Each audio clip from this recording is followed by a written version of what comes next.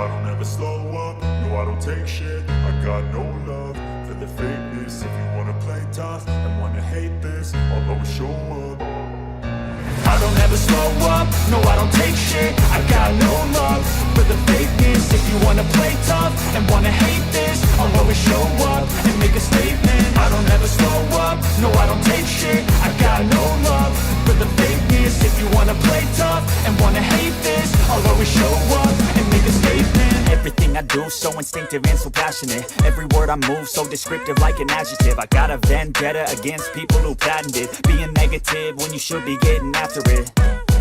I got facts over tracks, this and that. Spitting slow, spitting fast. I could roast, I could gas. Think I'm okay at last, but I don't know if that can erase all the past. And the pettiness, a reflection of the emptiness. Hilarious, you think you're worth my time, you're delirious. Mysterious, because you hide behind a fake exterior. Inferior, you know I'll always be a bit superior. Get off of me, this ain't no humble brag. I want you to hear words, you can say them back. I want you to feel free from the chains at last, and to believe in what you got, it was built to last, yeah.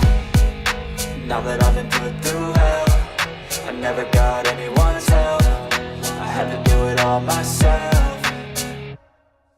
I don't ever slow up, no I don't take shit. I got no love for the fakeness. If you wanna play tough and wanna hate this, I'll always show up and make a statement. I don't ever slow up, no I don't take shit. I got no love for the fakeness. If you wanna play tough and wanna hate this, I'll always show up and make a statement. Gonna learn the consequence of being incompetent. Mental health is confidence, dreams and some honestness. I'm not here to save the day, that's for you to take away. I could play a million mind games, but instead I say something not illogical, something that is topical. Rub it on and watch it go, make yourself unstoppable. Dreams are irresponsible, but they're always possible. If you just believe, you could be so remarkable. Thoughts in my head, a collage and they spread. I'll be great one day, going off of my meds. No, I'm not giving up, no, I'm not giving in. I will make it to the top, taking off in the wind. I gotta make it, I'm saving every day to taste it. I'm patient, but my mind, it can hardly take it. I'm chasing a dream that I've had for several ages. A vacant, modern kingdom for the taking. Now that I've been put through hell, I never got anyone's help. I had to do it all myself. I don't ever slow up, no I don't take shit. I got no love for the fakeness. If you wanna play tough and wanna hate this, I'll always show up and make a statement. I don't ever slow up, no I don't take shit. I got no love for the fakeness. If you wanna play tough and wanna hate this, I'll always show up and make a statement. I don't ever slow up, no I don't take shit. I got no love for the fakeness. If you wanna play tough and wanna hate this, I'll always show up.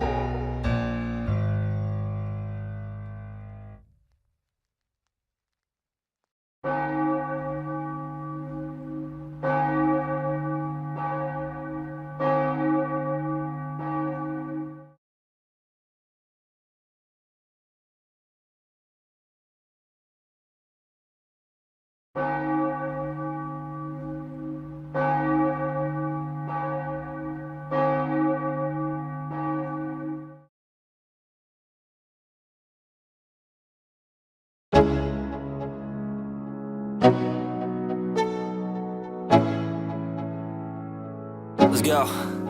Yeah, I'm like an addict, do I gotta have it. I ain't even playing, got a really bad habit. If it moves, gotta grab it, fuse like a magnet. Lose, won't have it till I'm doomed in a casket.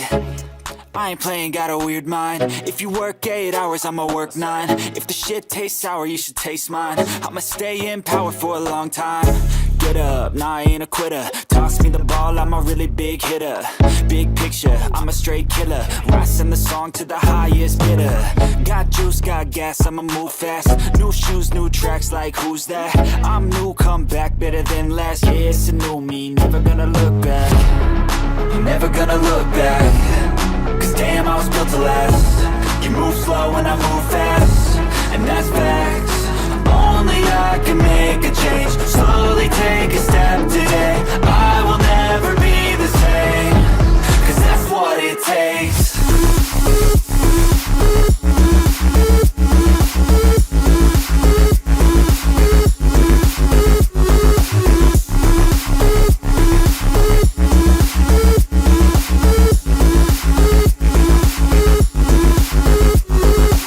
I take shots to the top, I'll get it. I got one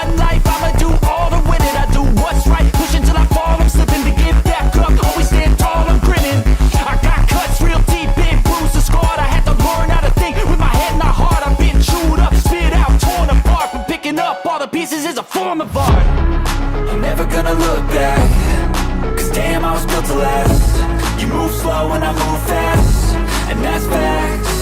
Only I can make a change. Slowly take a step today. I will never be the same, 'cause that's what it takes.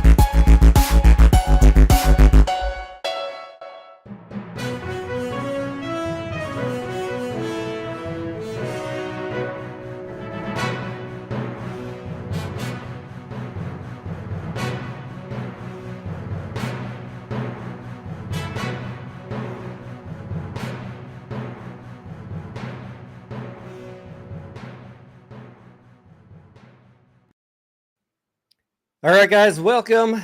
Happy Thursday. Let's get Mediocre in here. What's going on, buddy? What's up? How you doing? Not too bad. How's your week been so far? I was at the beach yesterday. I'm a little burnt, but Oh, you're good. doing a little Juneteenth celebrating out at the beach, Absolutely. the traditional nice. location for Juneteenth. Very nice. This is what I got tonight. I got a little Nantucket red. Did you pick that up out that way? Or is Yeah. that for sale everywhere where you're at? My wife gets these. These are hers. I'm stealing it because it's got cranberry juice. I'm trying to be healthy. Okay. So Cranberry juice. vodka with a little bit of cranberry. So I want to be healthy, Tony. Yeah. I've Your got cranberry juice is good for you. I've got your traditional Voodoo Ranger IPA tonight. So cheers. Are you ready for a little bit of cheersing tonight? Well, these are pretty stout, so I'm going to be careful. I'll say. So, guys, if this is your first time here, we're on part 7 of doing a look back at some of Keith Gill's original DD from 2020 and early 2021. Keith Gill, a.k.a. Roaring Kitty. And in tonight's look back, we are at the point of December 23rd, Mediocre. So GameStop on the day that he is doing this live stream closed at $20.57. Remember, just a week or two before this, in our last segment, it was trading around $13, I think. So the real run up is starting here, $20.57. And for those of you that are asking, if it's your first time, IPA. If it's your first time here, why are we doing this?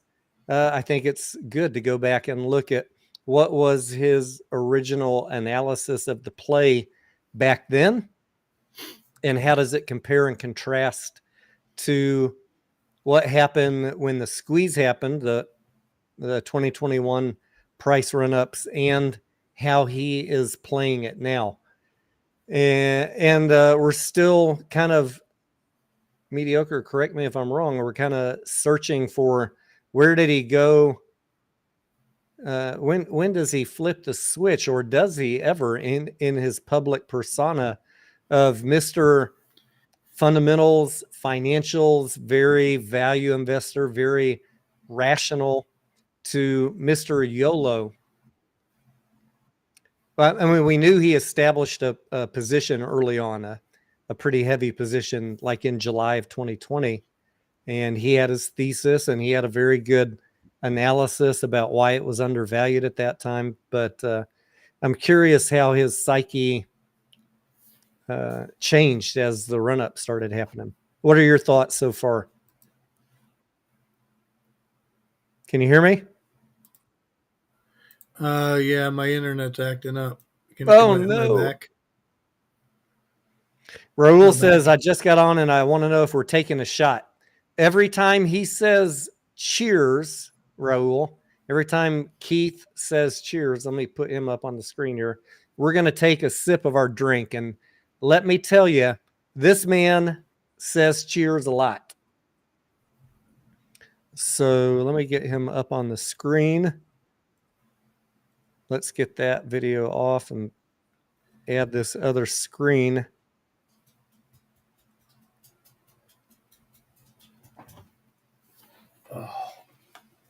Can you hear me now, Mediocre? Oh, yeah, I hear you. Okay. It's better. I don't know. I must have had something running in the background. I shut it down a little bit. There he is.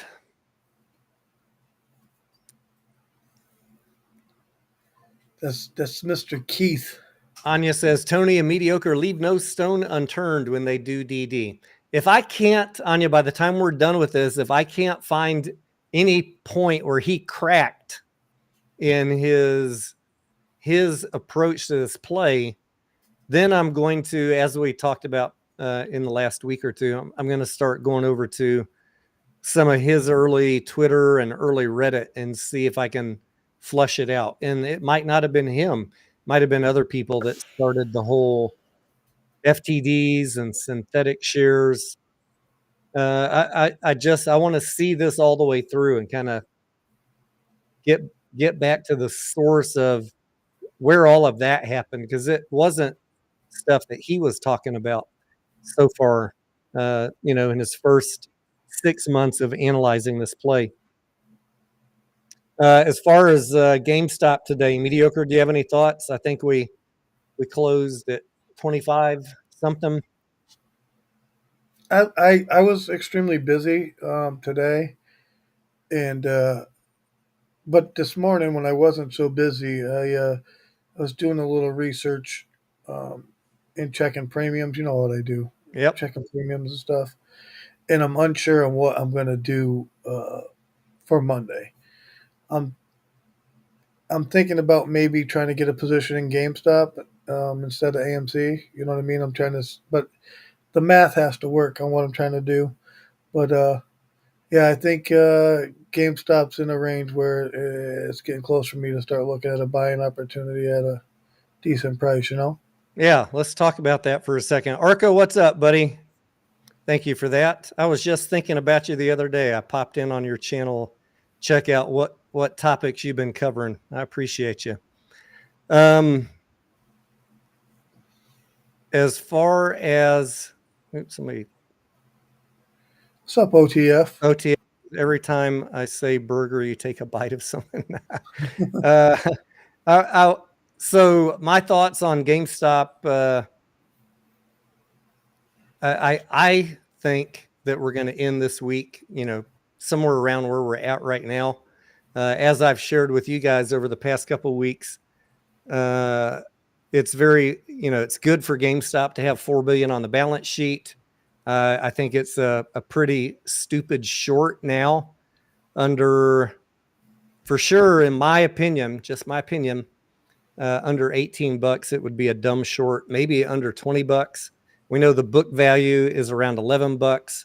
They don't really have much yet to justify a price above that other than faith in management. So anything you want to look at financially to say it's worth 18, 20, 26, 50, that's your faith in management premium. And on my channel, I just don't assign a lot to that. That's okay if you guys want to. I'm not going to try and talk you out of it. But what we're going to talk about here is just how is Wall Street analyzing the play? Why do they have a $7 or $11 price target? Just so you guys can understand that. And if you want to add your own premium on top of that, that's your business. Were you going to say something, Mediocre? Yeah, I was going to say, so that's what I was doing. I was looking at options premiums for next week on GameStop. And the $20 strike has a decent premium on it. And as you go up in strike price, the premiums ultimately get better, right? So, I mean, even at the $22.50 to $23, they're looking really good. So, but what I look for is like the lowest price. Can it reach this point? And so I could comfortably, for myself, um, comfortably, own GameStop at 20, 18. That's kind of where I'm looking. Yep. So, but if I can sell a $20 put and make money, you know what I mean? That's that's what I look at. What's going to pay more? A You're looking at selling a put to 450. generate income and potentially take a position if it drops below your strike price. Exactly. Right. Common strategy we do on this channel. Let's talk about Jim's comment, because this is, Jim, I think it's a fair point that you bring up, a commonly misunderstood point about them having $4 billion on the balance sheet. Yes, of course they do. That's how we calculate book value. However, because they have $4 billion on the balance sheet now and no meaningful income, it's destroying all their ratios. The ratios were already bad. ROI, ROA, ROE, ROIC, price to earnings, any metric that we would use to assign a future value, discounted cash flows, anything we would look at to say, what is GameStop worth? There's no way to justify a price above book value, $11. Cash is just worth cash in the cold, hard world of Wall Street. Now, as retail traders, again, if you want to tell me I want to pay $12, $15 over book because I believe Ryan Cohen can do something with $4 billion, and at some point, all of those ratios you're talking about, Tony, will grow, and analysts will assign a new price target somewhere around today's price, then that's fine. Like I said, I'm not here to talk you out of whatever premium you want to assign to management. I just want to be the one sane voice that is on retail side, trying to help you understand how a analyst would look at this play. And there is no valuation model I can get to that says GameStop is worth over book value plus some, whatever you want to, let's call it good faith in management, until they get earnings, and then everything shifts. So they need to invest that money. They need to acquire a profitable company or companies, maybe buy some crypto that increases in value, anything that generates earnings. And I'm not talking 6 pennies, meaningful earnings. Then you'll start seeing Wall Street analyst upgrades. Until then, you're just not going to. And that's not because they hate you. There's no way for us to get there. I'm not a Wall Street analyst, but I can do financial analysis. I've done it 20 different ways on GameStop. There's no way for me to tell you it's worth the current price, except to say, I believe in management, and I don't do that on this channel. Not a $15 premium to book value. I can't. But again, if you want to, that's fine. I'm not here to talk anybody out of a play. Does that make sense, Jim? I know a lot of people talk up the $4 billion, but $4 billion cash is just worth book value. It's not worth anything extra. I mean, I'm glad to have it. Don't get me wrong, Tony, right? It completely changed the game, the potentiality for GameStop. There is no bankruptcy thesis. Anybody who says that is a moron. That's right. There's no bankruptcy thesis for GameStop. And I still see people saying it, and I hear them talking about it. You're a moron. But management does need to actively do something with that money. So now it gets into, what are they going to do? Are they going to be smart with it? And what's the timing? And so if I'm not a short seller, but if I were, I'd be thinking about 2 things. I want to drive it down to book value, but oh shit, what could Ryan Cohen surprise announce and when that makes that a really bad decision? So, my whole analysis of GameStop, even if I said book value was 11 or 12 bucks, I don't think it's a great short below 18 or 20 bucks. You don't want to put all your money into this and short it down to zero? I don't like unmitigated risk, period. So that's why I don't short stocks, but I have tried to, learn to think like them because they keep on taking all my money, mediocre. That's not So, what the internet thinks, Tony. The internet thinks that you're a terrible short seller. yeah, I get accused of that a lot. You're talking too much facts here. You must be short. We don't short nothing. We just get good entries. That's it. Yeah, I just, I've been in GameStop. I traded out when it hit 60, waited for it to come back down, bought back in. I don't hate it at this price. I'd love it closer to 20, but I don't know if I'll get that. So we'll see. I'm looking at them. A lot of people are, doing DD, saying there's going to be a squeeze tomorrow or next week. I'm not getting into all that. I'm just if the momentum shows up, I will lean into the momentum, and if the momentum takes it down to a price that I feel better about, then that's beautiful for me. I'd feel much comfortable. I'd feel a lot more comfortable with a little bit lower entry. All right. Should we listen to some Keith Gill? Y'all got any other questions before we get started? I think we should listen. Owning the Float says, oh, there's a good question. What would rather own, AMC or GME? Pick one. I mean, right now, OTF, let's do the pros and cons list. GameStop, almost no debt, $4 billion cash. They have no meaningful earnings, and they have declining top line revenue, but the $4 billion cash gives them almost free will to do whatever they want. So when we compare that to AMC, growing revenue, significant debt still, even though they're paying it off, and the fact that they're negative on net income means they either the box office needs to grow, or they're going to keep on burning their cash and have to keep on diluting. And when I weigh all of them, if I were just to weigh them today, I think it'd be pretty obvious that GameStop is probably a safer play as a company. I'm not talking about prices. Once you say GameStop's financially stronger, then you could look at which one is priced correctly for where we're at in this moment in time. That's another layer of discussion.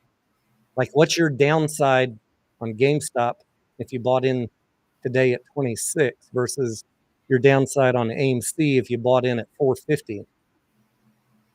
And then you get into, well, I don't know, what's the bankruptcy risk on AMC? It's a multi-layered discussion. But if we're just looking at financials, I think it's pretty obvious GameStop is a much stronger financially. They gotta fix that earnings issue, but that's not the worst problem to have, right? What do you think, But Video? OTF, I just want to tell you, I like both of them, to be honest with you. Depending on what you're doing and whatever, right? Like, I'm not really holding these things. I'll just be honest with you guys. Like, in fact, I haven't owned AMC or GameStop for over a month now. I trade them every week, but I want to, if I'm going to own it, I want to own it at the price I want it at. And until I can get that price, I'm just going to keep playing. It is what it is. But I like both of them. I think the premiums on both of them generate me good income, and that's just my thoughts on it? Andre, what's up? Why not? That's the alter ego I go by when we're in Vegas, Andre. Let's see what else. Any other good questions here? Paradox says, joining the Patreon. Hopefully I have no trouble connecting to Discord. Thank you, Paradox. Just follow the instructions in any video description. If you become a member of the channel on YouTube or Patreon, all you got to do is go into the Discord app, into the settings connection, and connect it to your sign up on YouTube or Patreon. And then they'll sync up automatically. Thank you. I look forward to seeing you in there. And send me a DM once you're in.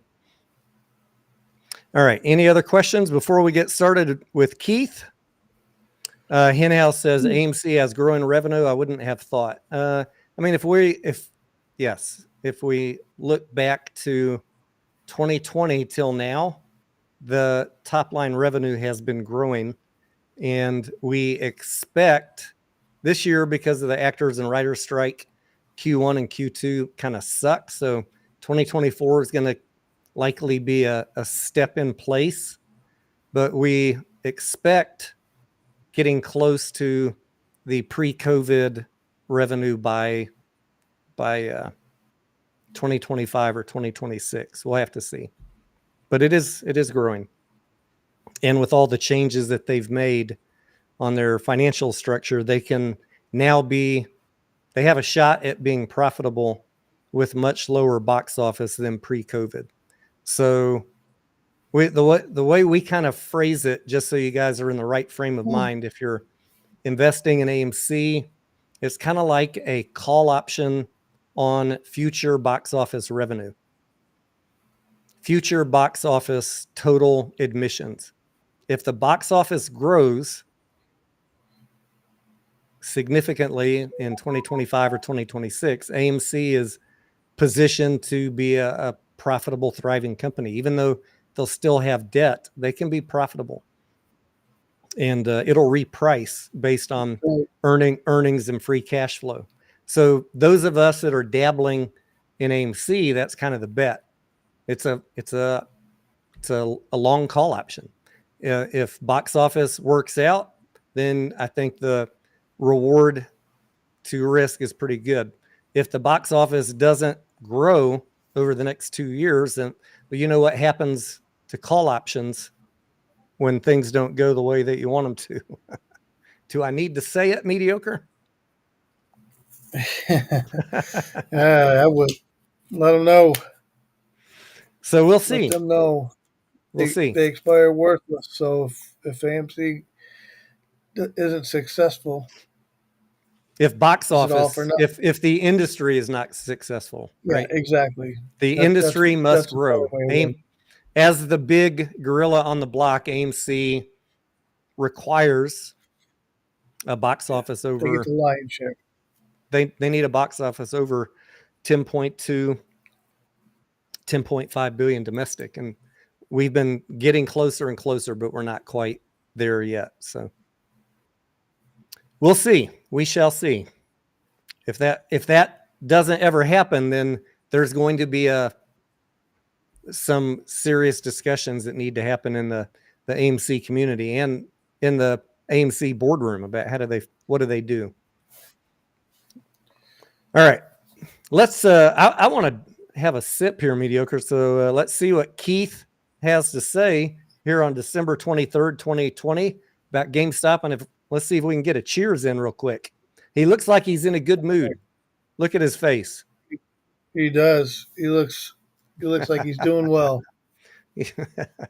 We are the champions. Cheers, everybody. But before we kick things off, I first have to give a cheers to my lovely wife. Can we get it in there? Cheers. Cheers.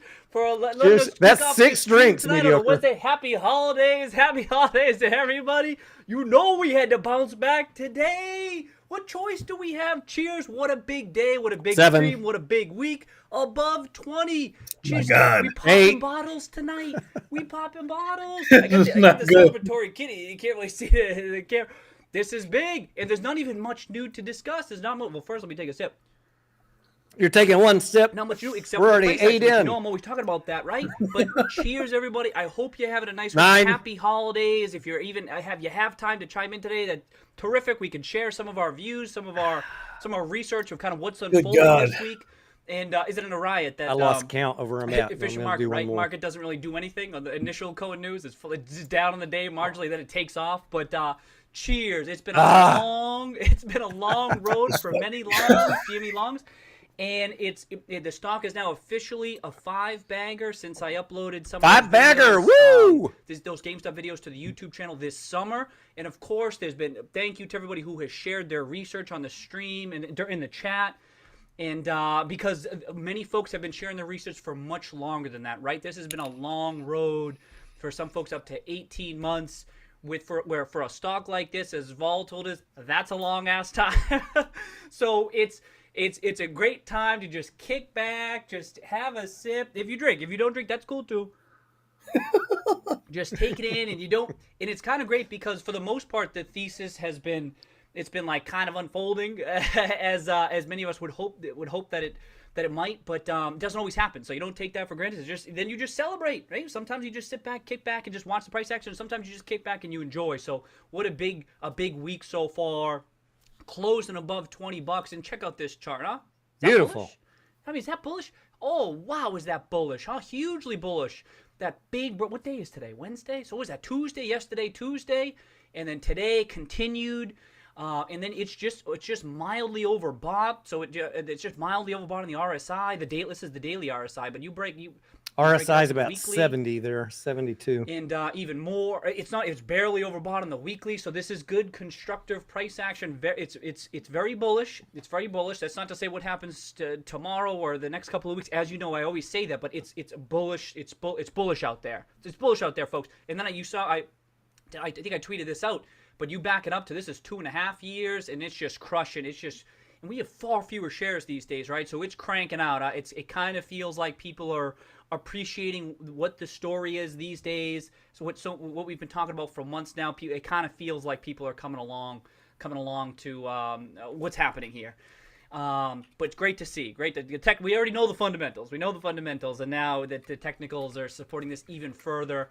There's not too much news. It was just I saw this cyberpunk. I think Dimitri had been posting some of this stuff. Cheers, Dimitri. Cheers, mediocre. Still crushing it. Cyberpunk's still crushing it, even with its. Right.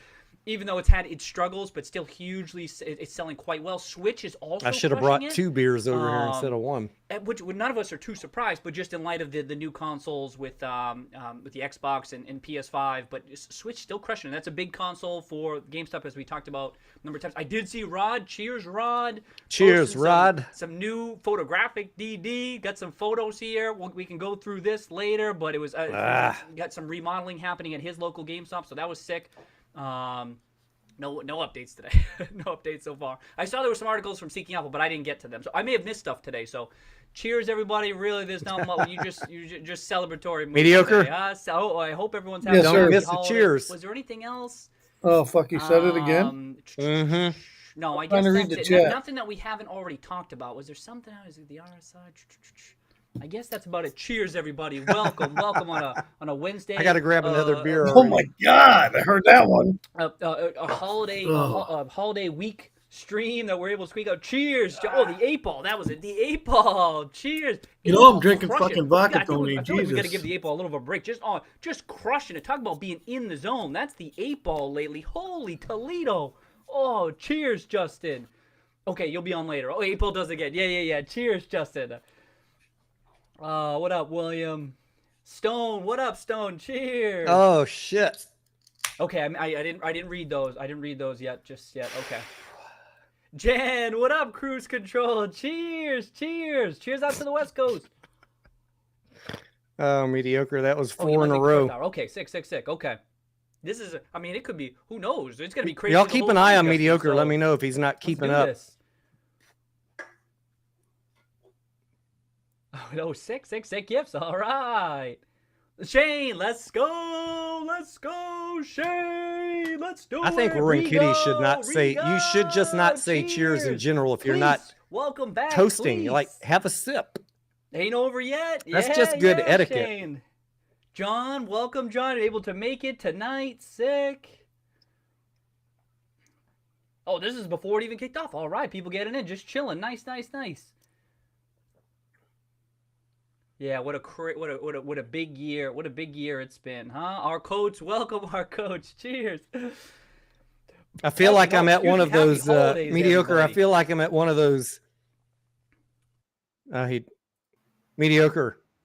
Yes, sir. I feel like I'm at one of those business dinners over in China that I used to go to. It'd be like a round table with 20 members of the company I was visiting, from sales to executive management to engineering. And they'd take us out to dinner, and they'd try and get us drunk because because they would all do, oh, Tony Gambe, they want to cheers you as like, honor, for thank you for coming to dinner with us. But they go one by one around the table. Imagine this huge ass round table, and they all stand up, oh, Tony Gambe, oh, and you got to drink. But then the next guy next to them does the same thing, and then the next guy next to him. There's like 20 of them and one of me. Sons of bitches, man. Good. It was good practice, Tony. It How much was. did I miss? Because my internet kind of glitched for a minute. I think you owe us 5 cheers. 5? Yeah, I was just saying, Keith should not be. You can't say cheers, Keith, if you don't drink. Like, that's not good international culture. I was fine. I was always fine in those dinners, mediocre, until the point you had to stand up and find the bathroom. Just what I learned is don't stand up. They'd be like, wow, Tony, you drink a lot. Yeah. You can drink a lot. I know your game, gentlemen. You were trying to get me not to show up at the office the next day. Oh, you got another meme? Okay. Ooh. Shane with another meme. Okay, let me make it. Let me toss it up. Another meme opportunity. You know we always looking for those. We always looking for those. That's our solid DD in the meme. But okay, that's a good one with that. He said he's looking for another meme, mediocre. I wonder which other one he considered. Yep. So here's also, so there could be more potential filings. Like I was saying, I thought ones from Cohen, updated ones from Cohen might be not too likely in the near term, only because I felt that if he wanted to buy more, he would have done so maybe more aggressively before he had to file anything, just like this summer. Just speculation. I don't know, but it could be from anything. To Strutz's point, Is he wearing a it could fucking be party hat? the upgrades. Like those are always things He's that wearing come a out the fucking woodwork or party something. hat. He's got like a Stuff, white you know, bandana with a stuff, red that piece can of go price cardboard. stuff, price target revisions. There you go. There's always that stuff that can just Or come. maybe out. maybe it is a Talk party about hat. Like on TV it's or almost wherever, Christmas it time, feels like it's starting mediocre. to get more traction. Yeah, Yeah, it's a Mark, red welcome, cone. Mark. You're right. Cheers. Cheers. And cheers, Struts too. Two, Cheers. three cheers. Welcome, Daily. Happy holidays, Daily. Cheers, mate. 4. Oh, do we think we saw any covering? Yeah, who knows? I don't know. We had some, Yeah, I we're need to gonna do check the one. damn volume. What's that volume at? Killing me here. 25 plus. Now, Might this be a is short volume. live stream, This is mediocre. volume, right? You've heard me say, oh, not that much volume. This is what, past 2 days? We'll get to bed early Volume. tonight. I've been up since about 3:30 it's this still morning. not crazy. Not that it should be. I'm not saying it should be crazy volume like you saw back here. I'm not saying that this should be the expectation. It's not. What was it? Wasn't it like 70? Didn't we see like 75 on that Microsoft news? Then it was back to back like crazy days like that. But it's clearly picking up steam, and so this move is on volume, which some technical analysts, they weight that more heavily. Not everyone looks at volume, but What's up, Manuel? many do. And that kind of supports the move. It seems like people are kind of more buying into it. And then you get the market cap. You've heard me talk about that a number of times. We're well into 1 billion, and it's 1.4. I saw 1.5 today. What now is 1.5 billion market cap. And if you've seen my GameStop videos, as of this summer, what I was saying, like that legacy, the legacy business model alone, I felt could be worth up to 1.5 billion. As things have kind of progressed these past couple of months, I felt like the upward is even a little bit more than that for the legacy business alone. And this is to say nothing of tremendous upside, right? That one's difficult to model. I've already said that, but because of a lot of stuff that's unfolding, it can be accelerated toward whatever that value might be. All the different things that are happening, Cohen getting involved, right? So even though it's difficult to model, like I said, it's much higher than 0 in my mind. That's been a big part of my thesis. But as far as that, it's exciting to see it hit that at the time. You can always revise stuff as you get new information, as the story unfolds. You can always update your model, raise targets, lower targets, whatever it is. It's cool. In fact, you should always be doing that as it has incremental information. But still, I thought quite a bit about what that rough fair value range of the legacy business was back then, and I kind of landed on that up to 1.5. But then I've upgraded a bit, kind of raised it, and then I just think now with Cohen getting involved, it dramatically increases that potential upside. And then for Cohen to be buying in at 16, it's a bit of support down there, right? And of course, I feel as though Cohen knows much more about the likelihood of that upside than myself. That's almost virtually guaranteed. And so for me, that was big for me because I'm like, oh, maybe I can assign a higher probability to that outcome. So that's just a heads up to folks. You know what I mean? Like, as far as that other part of the thesis, if they reinvent this business and they just crush it and they start recapturing market share from even some of its competition, that upside, it could be tremendous. It's just a bit more difficult to model at this point, but you like to see Orion Cohen kind of supporting that initiative. That's why that was big news. That was big news early this week, and that's why I was saying I was happy that other folks kind of felt the same, that I hadn't felt as vindicated as I did that day. That's why I was kind of curious. The stock was flat, which many of us said, and then it takes off. But that was big. No, but anyway, to the shorts, yeah, I have no idea. Those are still like future potential buyers in my mind. I don't know, but who knows what's unfolding? Who knows what's going on? They certainly did know. become future potential buyers, didn't they? As to what we think might be happening. It still doesn't seem like there's been crazy covering. Like today, it only ended up being up 5%. It was up a bit in the morning, but nothing too crazy. It was kind of on low volume. It kind of felt like, and it still seems like the folks on the opposite side of this, it would make sense to at least trim, if not completely close. Tony, read Arca's comment. It seems, yeah, I don't know. Whose comment? Arca. Arca says, Tony, always on around this time. If so, I'm going to bring the whole effing team to get your live stream popping. Yes, I do a lot of evening live streams. I wouldn't say we're always on. It's just when I can get the group together. And, if you enjoy this sort of stuff and you want to come be a commentator, let me know, Arca. We can have a phone conversation and see about getting you on. He thinks that streaming Roaring Kitty's old live streams is brilliant. I mean, we've learned a lot. When you say mediocre, we're in number 7 of going through his old DD. I think that most people ignored what really happened, and they focused more on the run, and nobody really gave Roaring Kitty the actual. I think almost nobody knows what his original DD was, mediocre, exactly. To be honest. That's my point. I mean, we were watching him over the last 6 segments, and he was like, oh, all right, we've got 100 people watching the stream. Yeah. There's nobody that knows what he originally said, unless you went back and watched him. But I love him because he's a true value investor. Like, he knows how to do financial analysis, how to do fundamental analysis. And his analysis was spot on. His thesis was spot on.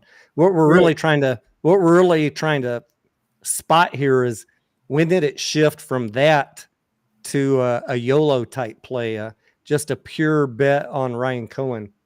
Right. And the other thing is, like, not to discredit him at all, right? Like, people never, like, he has a household name. Everybody knows who he is, right? But they don't actually know anything that he ever stood for. They've created a mythical version of him, I think.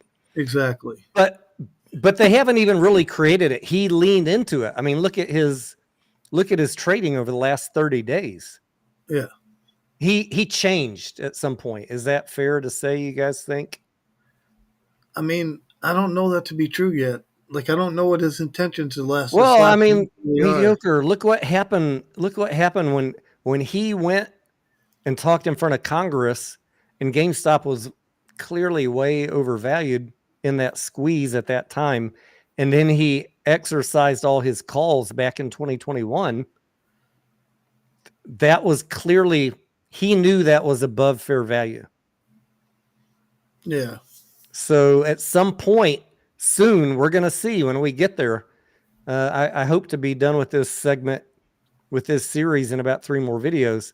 At some point, he shifted his way of looking at this play. And I really want to, just as an investigator of history and someone that likes to learn, I want to see if I can detect where he shifted his thinking on this play.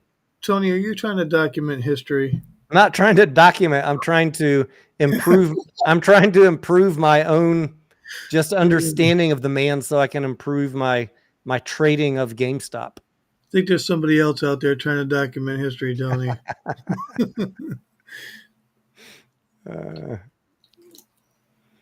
Arca says is correct.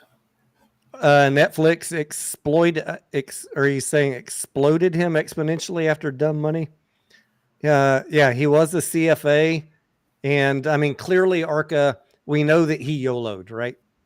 He YOLO'd far beyond what a normal person would do. Mediocre and I always sit back, even in the past 30 days, we're like, bro, Keith, what are you doing, man? Exercise those calls, sell those fucking calls.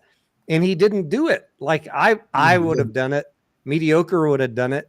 Absolutely.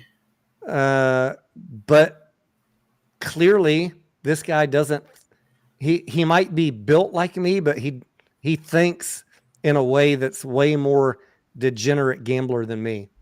And in a certain way, I respect that, but we also saw, what it cost him in the short term, and maybe his bet is more long term. So we'll see. I'll tell you guys one of my honest questions is and I ask people like, man, would he really? And I'm not saying that he's definitely doing this, right? But is he using his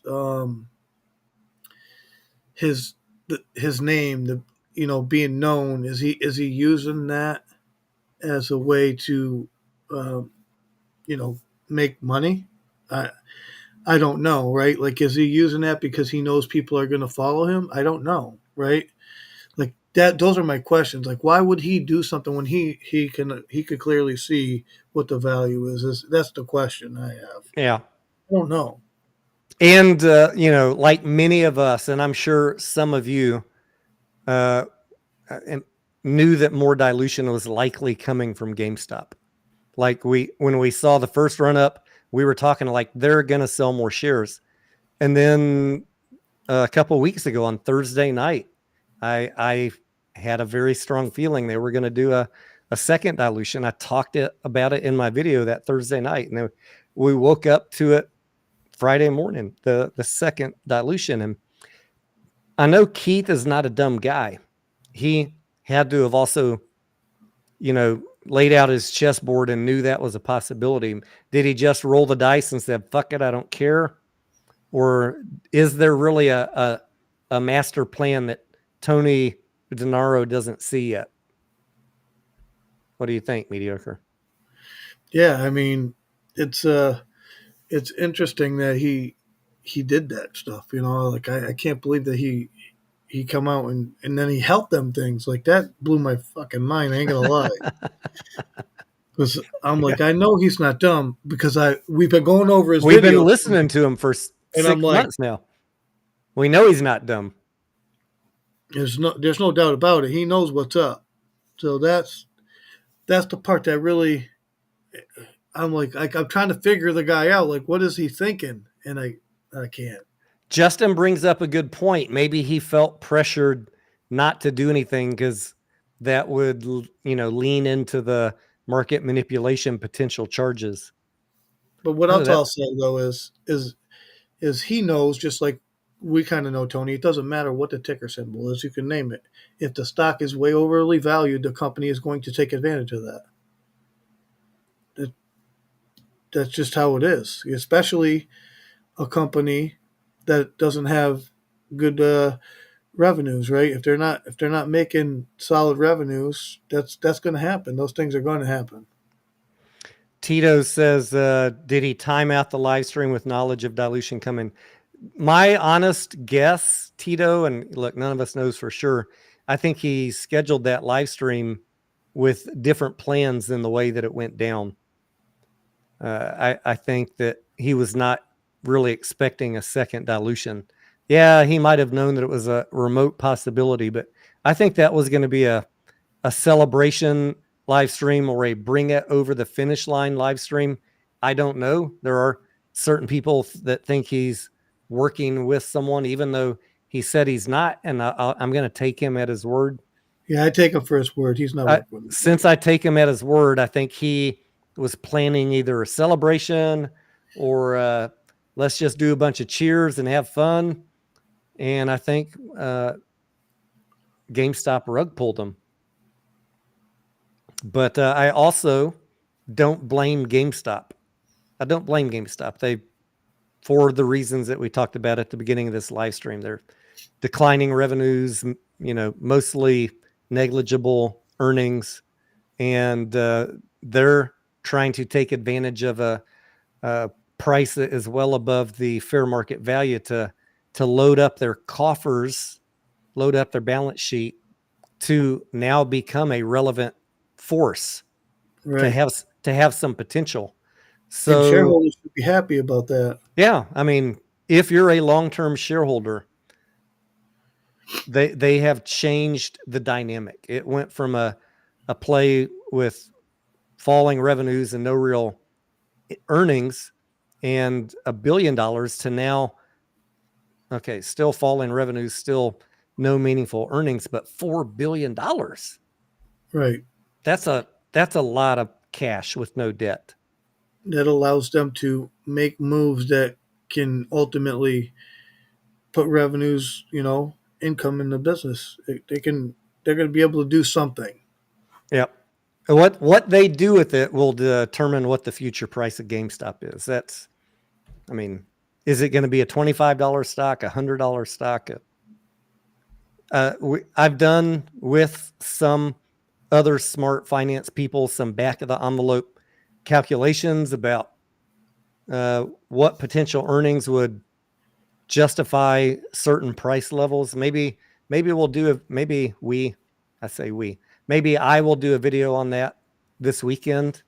I've been kind of sitting on doing my next GameStop video for, I don't know how long I've been talking about it, mediocre, almost 2 weeks now that I want to do a GameStop video, but we're in the momentum phase of GameStop. So focusing on financials doesn't matter too much as long as you keep your head about yourself, guys, and recognize that you're whatever price you're paying, you're playing a momentum play right now. You're not playing fundamental value. And do whatever you want. I've been playing the momentum too. I just call it what it is. Just call it what it is. That way you have reasonable entry and exits, and you don't get stuck bag holding, paying too much, or not selling into a run up.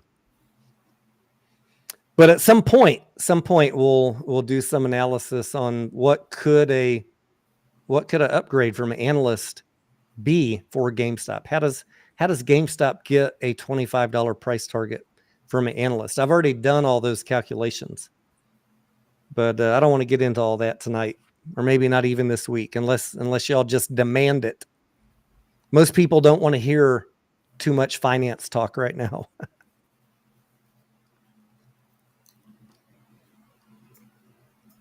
All right, let's get back to some cheers, mediocre. Let's do it. Obviously, I strongly disagree with that, but just that level of conviction. So I'll be curious. We'll get an update. I think Justin had said that, I think tomorrow, on what that short interest was a couple of weeks ago. But it still doesn't feel like there's been major closure. But in pure speculation, I really don't know. But I was wondering about that today too. Oh shit! He doesn't even know what the short interest is. Is that what I heard him say? I don't know. Can you get him a little bit louder in this video? Because last time I could hear him. Let me see. Sorry.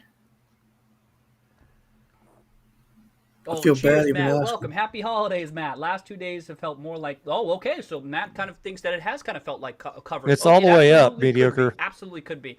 Pure guesswork on my. Make no mistake. I have very little expertise with trying to gauge this stuff. I'm not even looking at any data short of just like volume and watching the price action. I have no insight, so it absolutely could be. It certainly is quite a bit of volume. But so I don't even really know what I'm expecting. Like I sometimes I see panic and I'm like, oh, that's panic. And it kind of felt like it was kind of happening this morning. Then it kind of settled down quite a bit and never. So I don't really know. I don't know, but it could have been. Certainly, there's enough volume and the price action has been. What's it up? What's it up this week?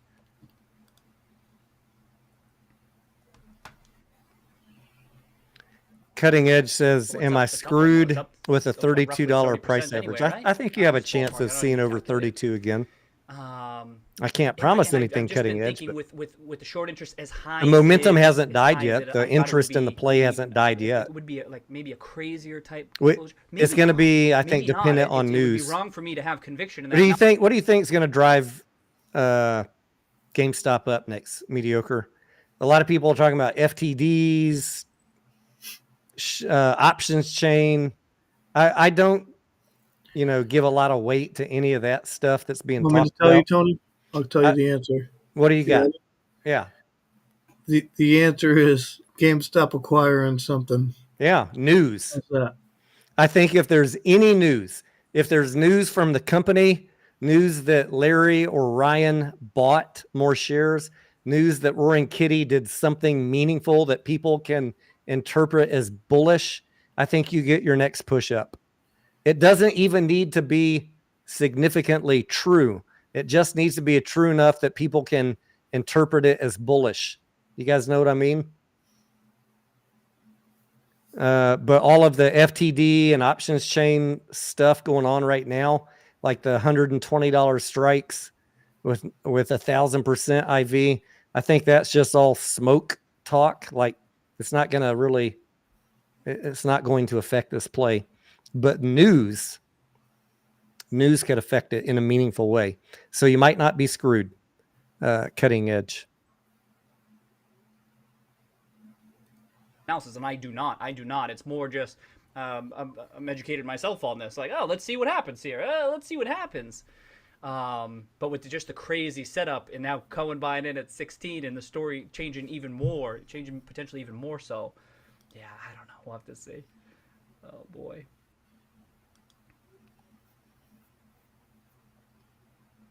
Oh yeah, how do the 5% holders of what are they? Yeah, something spicy to discuss. How does Monster invest in position? Oh, I don't know. Yeah, Justin, I didn't look into it. I still have them up, but I didn't have an opportunity to dig into. I kind of was taking you at your word on that one. I still have the link up and everything. Weirdo says trade it as you will. Yeah, guys, I'm just giving you my thoughts because you're asking questions. I have a very low tolerance anymore on taking losses on plays. So my ideal goal is to get in GameStop, $20, 21. I don't know if I'll get that, but if it drops to 18, I feel a little more comfortable. If I was paying 32 and had to hold it all the way down to 18 or 20, I'd be pretty pissed. So, But I'll tell you how bullish I am, and I'm how sure bullish are you? What you got? Tony's going to tell you the same thing. This is how bullish we are. I can say that we're as bullish as we're willing to sell puts to the put buyers who think this thing's going down. That's how bullish we are. I'll sell $20 puts to any put buyer that wants the price to go down. I'll sell them those puts just for you. There will be bears that try and buy those from you, mediocre. So his strategy, what he's telling you guys is he's just going to take a bear's money. Absolutely. He's going to sell puts, generate immediate income because he does not think it's going to go below a $20 strike. And you'll do that every single week, right, mediocre? Absolutely. And you agree with me, if it goes below $20, that even if we got exercised and had to buy 100, 200, 1,000 shares, however many puts you sell, we feel, not financial advice, but we feel that's a pretty safe entry considering the balance sheet structure at this moment. Now, will it get to $20? I don't know. We'll wait and see. It doesn't matter if it gets to $20 because you can generate income selling those puts. That's right.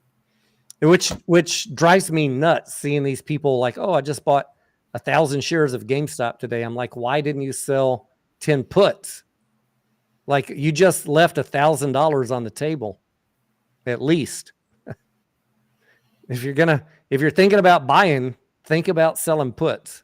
This would be something I'd urge you to look into. I love it. Not sure what the final requirements are from us just yet. I got it up. It's high up on my to-do list. That's why I didn't even want to close out of it. Oh, shout out! They talking about GameStop on CNBC. I heard someone say it was like mentioned on TV, but I didn't see if it was mentioned. I didn't see any clip or anything like that. I don't know, but was it mentioned anywhere? I thought with the price action too and the Cohen stuff that it might be. Oh, no longer over 5%. Oh, yeah. Yeah, I don't know how that works either. I think they would need to update. What do you say? They need duct tape? Yeah, that's a good question. I don't know. I'm reading that. Is that what he said? Welcome, No. Smash. Cheers. Cheers. Been a Too mediocre. long road for Smash too. I remember. I'm waiting for any of these guys Well, yeah, to say, still- "Hey, I'm still- still here. I- I'm The smashed shelf's too, looking and I'm good, though, still Matt, here. huh? Matt's saying still that holding. that shelf. I'm Let's still see what holding, happens if the mediocre. price continues to run. That's what I'm saying. If they were Say cheers again? 25, 30 No, bucks, he other said it folks here twice. would be upset about that. Oh, Jesus. Because at $30, I'm not sure that it would like an extra 100 million. An extra 100 million in cash. And you're seriously trying to push forward with some growth initiatives. That ain't bad. It could be minimal dilution. For He's getting me that's why I say it today. could have been even more money. That's what I said. For Should have started stuck drinking out these to me. I was vodkas. like, I thought we were even doing more a than different 100 million. stream. I'm even more excited about it. But It's maybe the that's just holiday they do once stream, and then mediocre. they You can know do there's another going to one be a after. lot It's of not like cheers, that's it. buddy. But even for a first one, I'm like, that could have been higher. So we'll have to see. Wait Even till he 20 is gets. still a little bit Wait low. till I wanted a GameStop's bit over higher, I'd 100. have You're going to be say. cheersed out your ass. But I suspect if it were to happen and the price were to keep on running, then and they did it might be viewed a bit differently. It might be viewed truly as the opportunistic path that they were talking Yeah, about. Matt, that would definitely do it too. And remember, so one thing, you got this price If action. we're Kitty goes above- heavy we're in closing options above again. $20, right? This is what I've been thinking about. Closing above $20 on the Ryan Cohen. No major news. He could also be It's been selling. the Ryan Cohen show. He's right? got so many shares. He Mediocre. wants How to much did you increase his stake, calculate? but not- He could make a week selling cash secured puts right now. Okay, so that first week, me being nice, and he would have made much more, to be honest, if he sold close to the money. But I just said that he wasn't close to the money, and I averaged like 15 cents. And if you look at GameStop premiums, they're usually much higher than 15 cents. You see what I'm saying? But So if it wasn't, if you 15 work out cents. that math times 9 million shares that he could sell, well, no, times the cash that he has available, 1.4 million a week. he could make 1 million a week selling cash secured puts. At cheap money. I'm talking, Not low. a bad day job. Yeah, It's funny how those pennies add up, mediocre. I know that we just make pennies, Tony. That's all. Just Don't worry about pennies. it. That's all we make over here. Nothing to see here. Not that much. Not some crazy. A good amount. Definitely noteworthy. And he's in the buy the price point at which he was buying, $16, right up above $16, huge. Because it suggests that he thinks that fair value might be worth quite a bit higher. But what about GameStop? Can you imagine?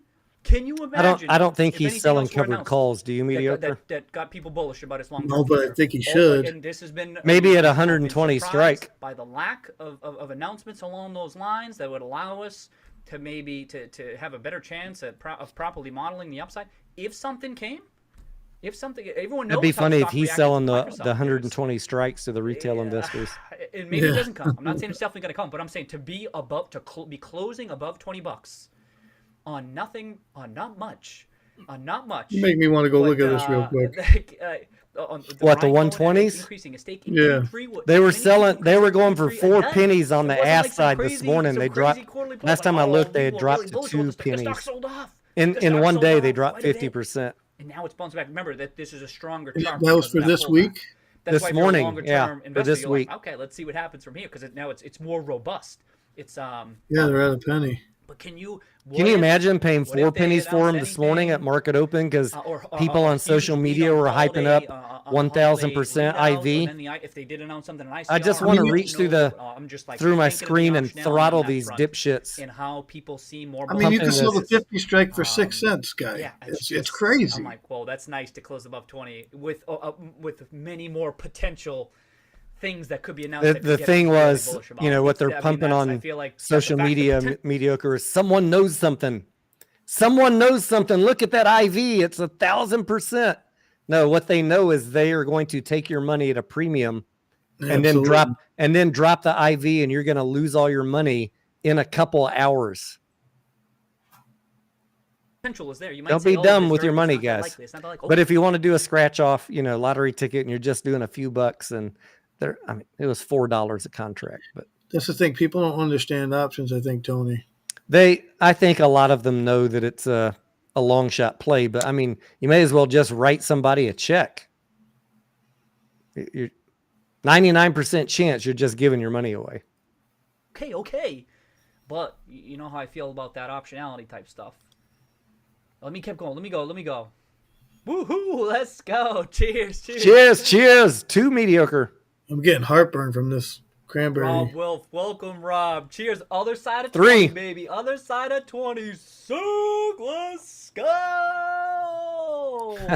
Oh, it's so nice to be on the other side of that. Oh boy.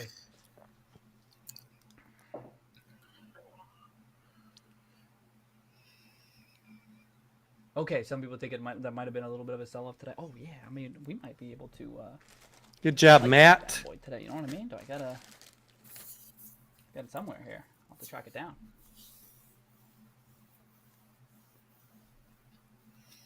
I'm shutting my camera off for my cigar mediocre because we got advertiser strike on our last live stream. Too much smoking going on. That could be lower volume. Is that what they said? They don't ever tell you, exactly, but hold over an extended holiday. that is one of the reasons they'll demonetize you. Position because things are tilted more on the bullish side. Like I don't know, no strong forecast, but I'm just like I'm like, let's see what happens now. Oh, and plus you kind of Paradox will be probably live tomorrow night too. In December, you get tax loss harvesting. Yeah. I think tomorrow night we could definitely do them. And with a stock like GameStop, it could be. People want to be. You can have a beer with this Paradox. Don't worry about it. If it's the story starting to pick up, or conceivable even short. If the short, that shorts could still be sitting on gains. You know what I mean? Like if the stock's been down so much over the years, I have no idea. But maybe some of them are even on losses, and you want to close that out. I don't know. This is all bullshit. I'm just talking. You know what I mean? But stuff you think about, like, oh, I'm curious how it's going to unfold over the next couple of weeks. But tomorrow too. Cheers, Rigo. Cheers, Hugo. Welcome, Hugo. Mediocre, 2 more. Dos más, amigo. Cheers, dude. 3 more. Thank you to my wife. Thank you. Cheers, 4, 5, 6. Oh boy, no, she's okay. She's cool. She gave us the okay. She said that's cool. Y'all have a good time. Y'all have a good day. So, thank you. Had to cheers. God damn, this thing's almost 7, 8. That's 8. So Matt thinking could continue to tomorrow. Oh my God. Oh, thank you, Cleese. Cheers. 9, Cleese. 10. Thank you. Oh, cheers to it. Okay. 11. We're going to have to derate this mofo. Cheers. Cheers, everybody. I'll tell her. We're going to have to derate him, mediocre. This is not going to be good, Tony. We're going to have to do 1 sip for every 3 cheers. This is. Put my daughter. We're going to be on the floor inside of an hour. I'll tell her y'all said cheers. Thank you. She'll appreciate it. That's it. No mas. No mas. Tomorrow. Let's go. It's a 3-drink maximum. How about that, mediocre? All right.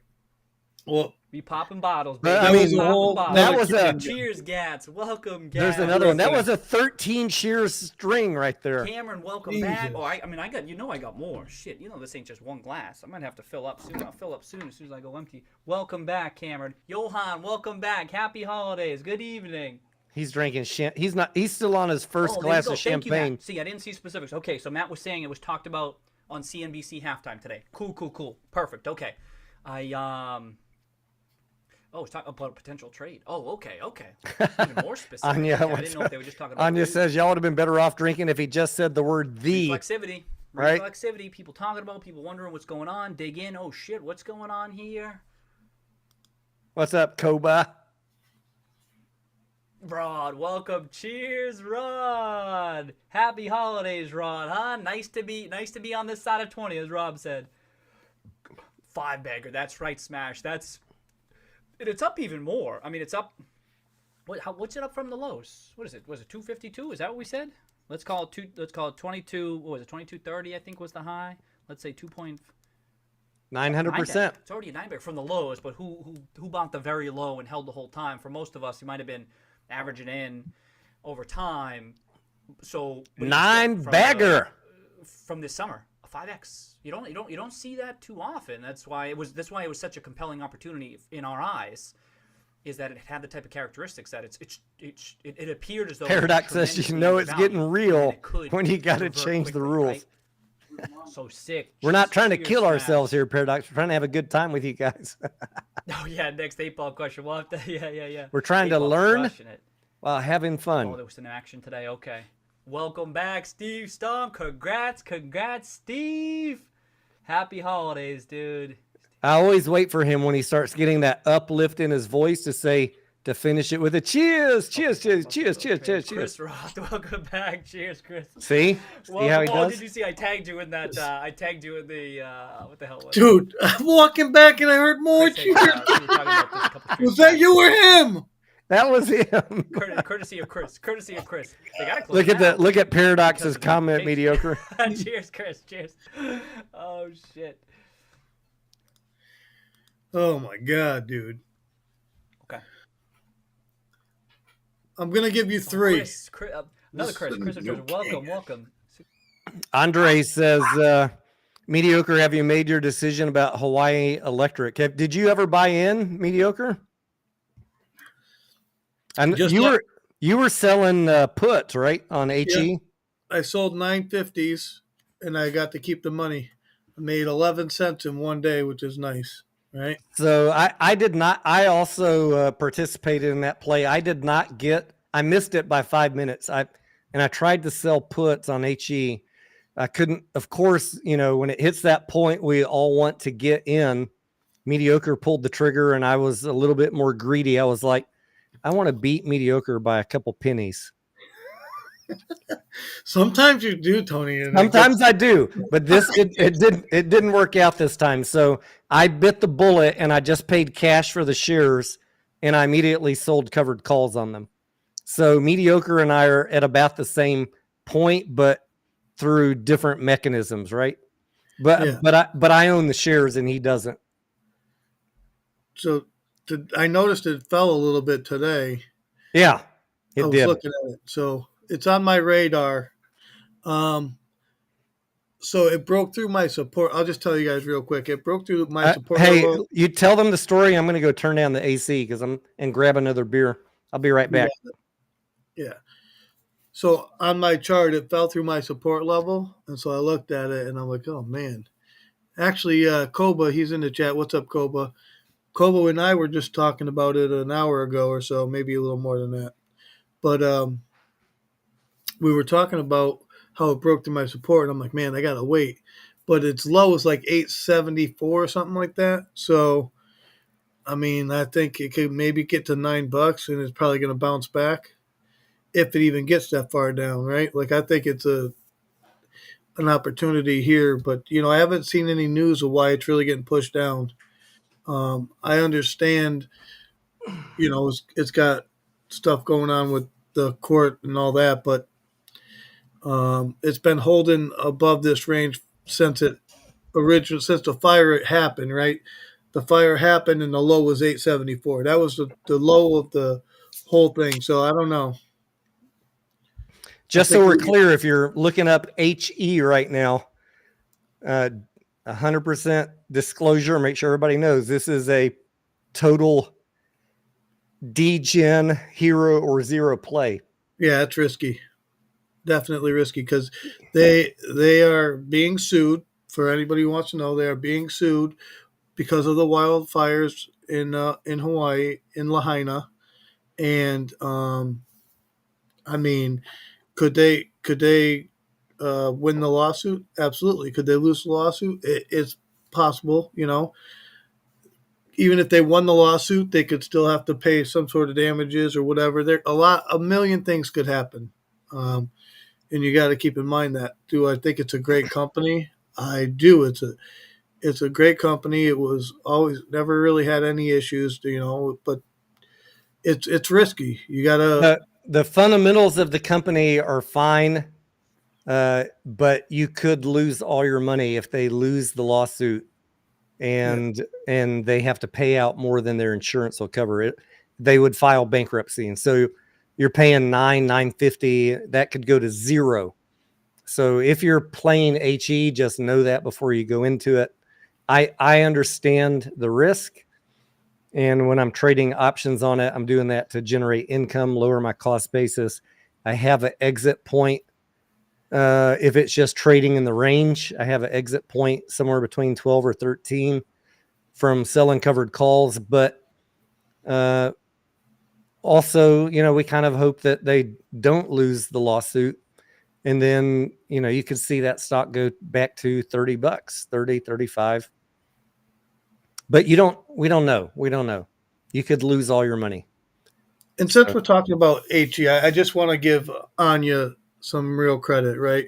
When that whole wildfire thing happened, Anya and I did substantial due diligence on Hawaii Electric. So Anya has a lot of good DD on that as well. So, I mean, we work together. We look at stuff. We find stuff. We search for hours finding information on that. And I actually give her credit. She did good work on that. You know what? Mediocre, considering we're investing in HE, we ought to be keeping up more with what is going on with the status of the lawsuit. We should. Absolutely. Yeah, we should. I can't believe that I'm not keeping up with it, especially as a shareholder. I need to do that this weekend. But I wasn't keeping up with it either, Tony, because it was just trading in that range. But that was different. Like when that very first happened, we know the lawsuit's going to take a long time, but when we first started trading, it was right when the fire happened. The lawsuit's not going to be resolved that quick, but the longer this drags on, the more we need to start paying attention to the lawsuit. Right. And the other thing was there was more volatility back then. It was easier to trade. Like the volatility kind of died off on it. Yeah. Which is why I think the price has fallen a little bit. I'm not sure what's going to happen, right? It could bounce. We'll see. But, Matt says, is Hawaii Electric at risk for going bankrupt after the fires? If they lose the lawsuit, absolutely. Yeah. If you're holding HE and they lose the lawsuit, you could absolutely lose within minutes 100% of your money. So absolutely. This is not a play that we're recommending to anybody as a value play or a short squeeze. We are gambling. Yeah. Straight up. You better understand what you're reading and all that. Like I've done substantial research on it. I personally like it, but do I want to put, all my money into that? Absolutely not. No way. No, I'm putting a fraction of my account in it. Sufyan says, what do you have to say to people saying you should pick a lane on AMC and GameStop? I don't even know what that means, Sufyan. There's 9,000, 10,000 stocks to trade. Sufyan, you know what I would tell them? My portfolio is broad and buxom. Tell them, mind your effing business. It doesn't matter what I trade. It's my money. I don't care. If someone is saying that, unless it's someone smarter than me that I would go to for advice, I don't really care what they have to say. Exactly. There's lots of stocks to talk about. The ones that I talk about the most, you guys already know this, are the ones that have the most misinformation, conspiracy, bullshit, and clickbait, because somebody needs to be the voice of reason that's still a retail trader just like you guys.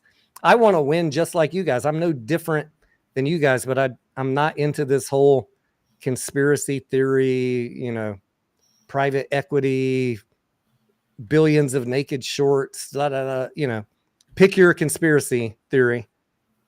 I'm just not into any of that. I'm into how do we get the best entry and how do we get the best exit?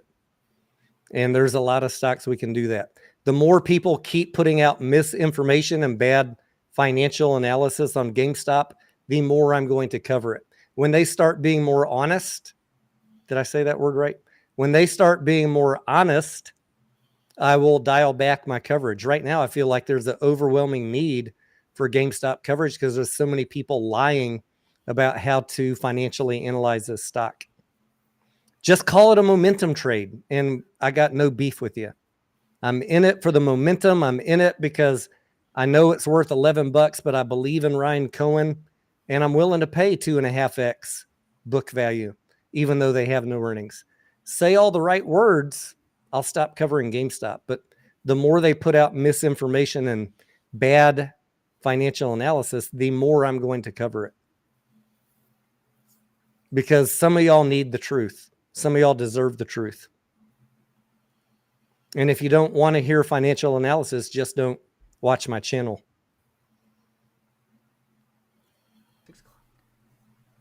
Is it too early? Nah, we're in celebratory mode, Chris. I don't Play for the last 2 years, mediocre momentum trading GameStop. I bet I made more in GameStop in the last 2 years with my piddly little amount than the people that have been holding it for 3 years and are still at break even.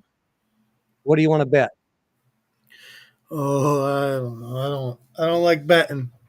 I mean, if you've been holding it for 3 years and your average is $25, Well, you didn't make nothing. And I've been profitably trading it every quarter for the last 2 years.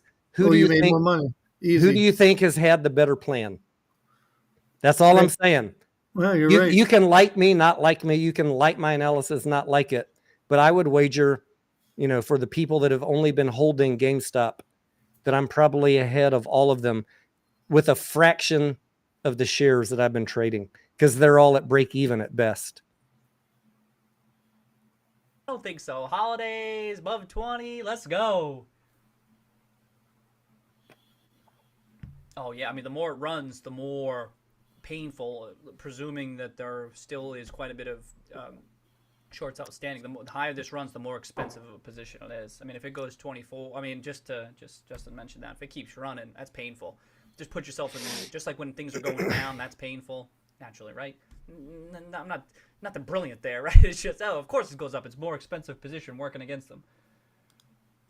Who cares? Welcome, who cares? Nice, Neba. I love it. We love to hear stories like that. Hold on, pause the stream, Tony. We got to have a conversation here with Neba. Can we cheers, Neba? Absolutely. Hey, Neba, I just want to say the key word in your whole sentence right there was trading, not buying and holding. Buying and holding becomes a little bit more of a compelling argument finally now. Wouldn't you say, mediocre? Yeah. I mean, the core business has not changed. It still kind of sucks, but the potentiality has changed. The potential of the management to do something meaningful going forward, that potential has changed. The game has now changed. But for the last 3 years, I mean, it's just been so if you made 100K at any point in the last 3 years trading it, hat tip to you, sir. I hope you're having a nice week. Oh no, I didn't. Is there a full report out, Rod? Oh, I didn't even hear that. I missed it. Okay, a thorough report out there. The beautiful thing is, mediocre. I'd seen that. You know what happens when you sell into a run up and take profits, and then it comes back down?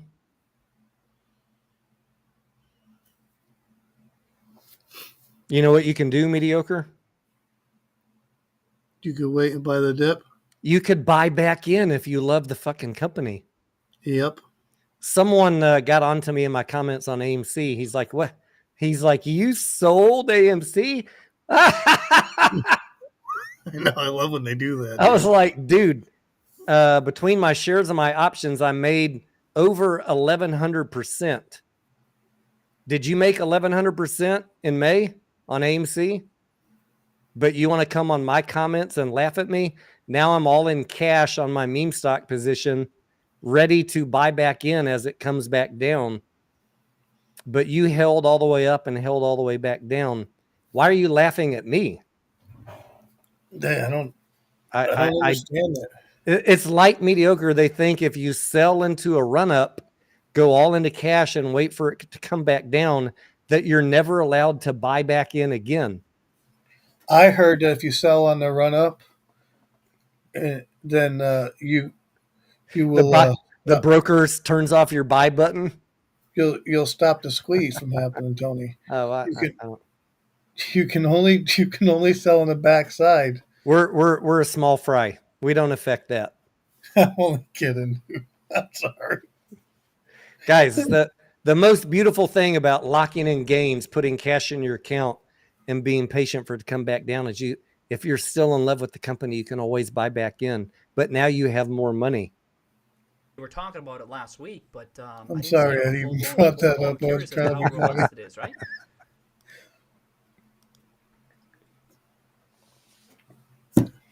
Oh, Justin, really? I didn't even look at it. Justin saying that some of these new articles. Justin's in the chat, mediocre. Oh boy, I'm almost. Nice. What's I up, didn't even Justin? open them up yet. I just had. In Kitty's chat. I mean. Oh, okay. Oh, okay. Are Justin bearish on both? Whoa. There hasn't even. I don't know. Ones. That's very. You know what I mean? It was too good of a day. I'm like, yeah, it's too good of a day. It's celebratory day. I don't open this. little confirmation bias there. Thanks for the heads up. I'll definitely check them out. Oh boy, Alex, that 8-ball, boy, crushing it. The record is incredible. It's record. Oh, the 8-ball, Tony. I had an 8-ball in my in my chat. His own Twitter account. I did the 8-ball have its own. I wonder if it's still active. Just come on, the 8-ball just gives its opinion on. I'm gonna check it. Boy, I think it was /8-ball. Popping bottles.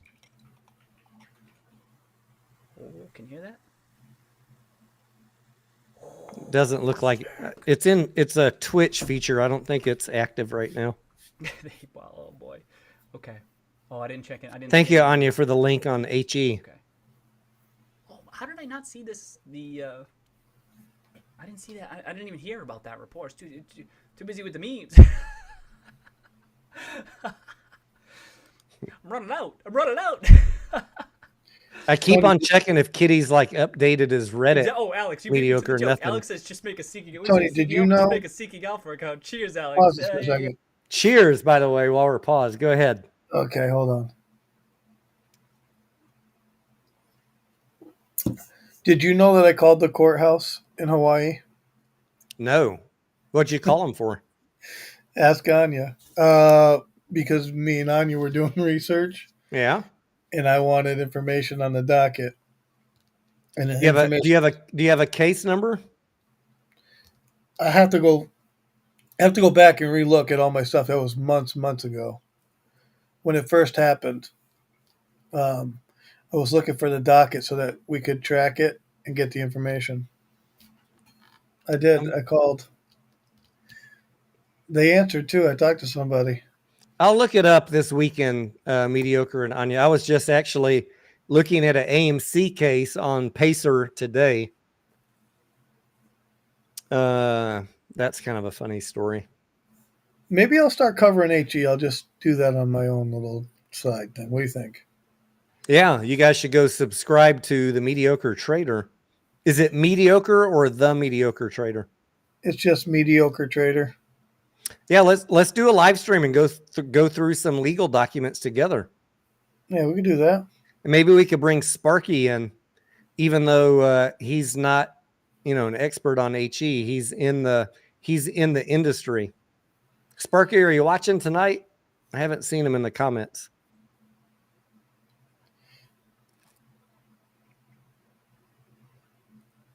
Yeah. Mediocre, we're 3 beers in and we're not even 30 minutes into this fucking live stream of Kitty.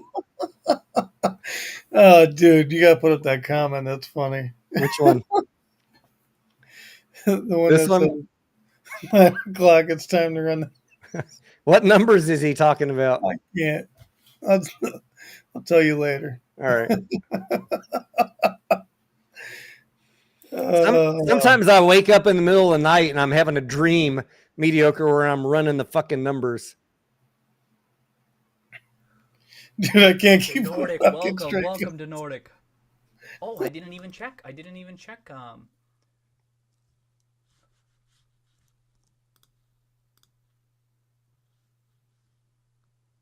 Okay, so it's about the same. For what that means, I don't know.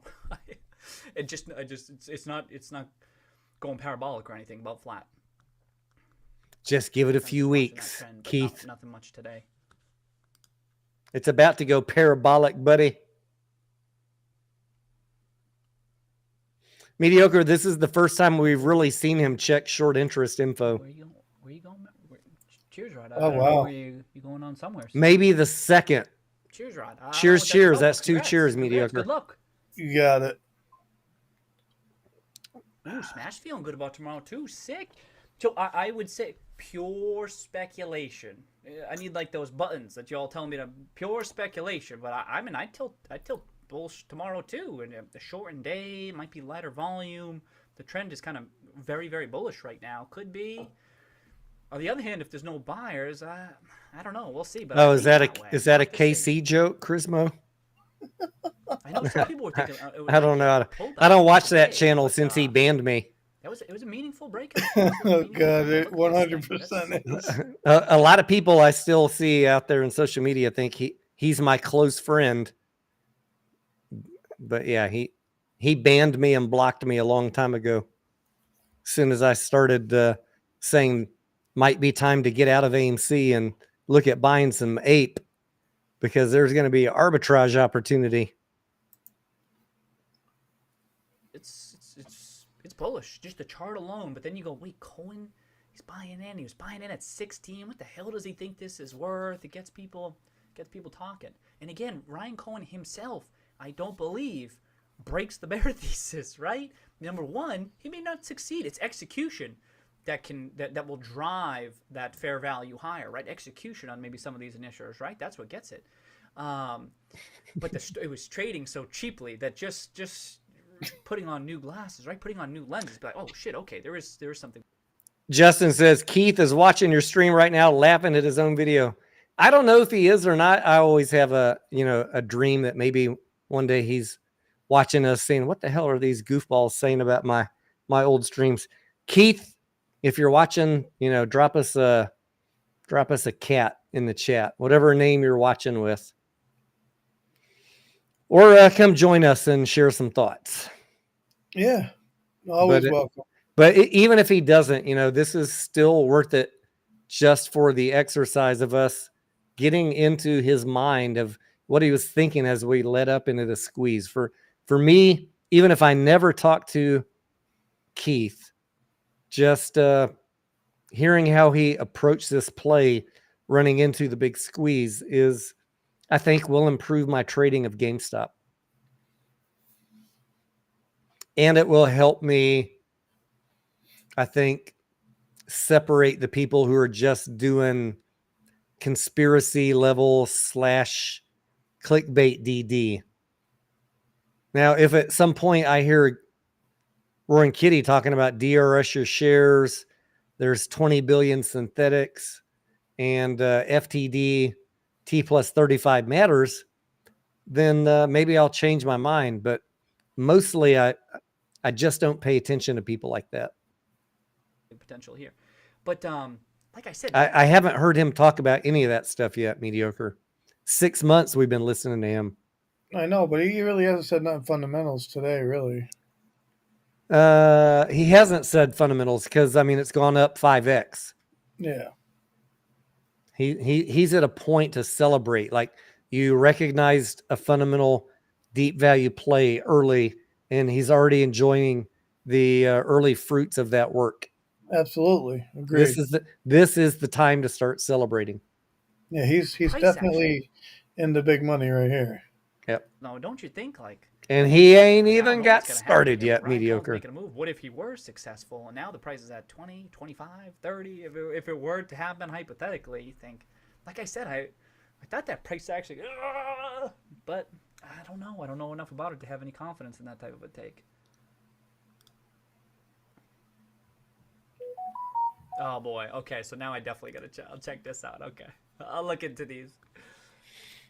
I was a little delayed on turning the camera off there. Oh, liquidity drying up? Oh, it's. Oh, what are you referring to, Guess? Because like later in the day, liquidity. Tim, Liquidity welcome back, drying Tim. up, Cheers, mediocre. Cheers. Hope you have a nice week. Did you hear him say that? Yeah. That's the first time I've heard him say anything that we say these days. You know what I'm saying? Yeah. The first time that I've heard him say anything like that. Yes. Liquidity's drying up. I don't know. It's not even crazy overbought. Oh, that was the other thing. I was talking about the tilt. If this isn't crazy overbought, this isn't crazy. Like, you want crazy price action going nuts, it will be hugely overbought. Like, I speculate that folks are looking at that type of a stuff. That's that daily RSI, the weekly RSI, both not just a hair overbought. So it's not even that crazy yet. Not that that doesn't mean it's going to get there, but it's that froth. It's like it's not there right now. And part of it is because of how aggressively it sold off last week. What a difference a week makes, huh? Saw that meme. Oh, did I get it up? Oh, shit. Where is it? Did I get it up? Oh, that was this one. Isn't it true? Oh, boy, huh? Oh, my God. And then I looked. I didn't realize. It was last week. It was a week ago, huh? What a difference that makes. See how strong. See the impact that price action can have. I mean, many of us know that, right? But it's a good reminder. Like, I forgot. I'm like, damn, that was only a week ago. What's that monthly looking like? Oh, Steve. Yeah, Steve. We were talking about this. Steve Stunk. This, like I was saying, like Mediocre. Who do you think I'd be drawing like, a picture in there right now, defending the GME bull thesis at $100, which is the current price, post forward split? The Dos Equis guy. Who would be standing at the blackboard right now defending the thesis? Guys, drop me your name in the chat. We had that one guy, whoever the fuck this guy is. Then we had Einstein at 19. We had the one conspiracy guy at 12. What the hell is this guy's name? Then we had Einstein at price action. What's this guy's name? They thought he was crazy defending the bull thesis at 12.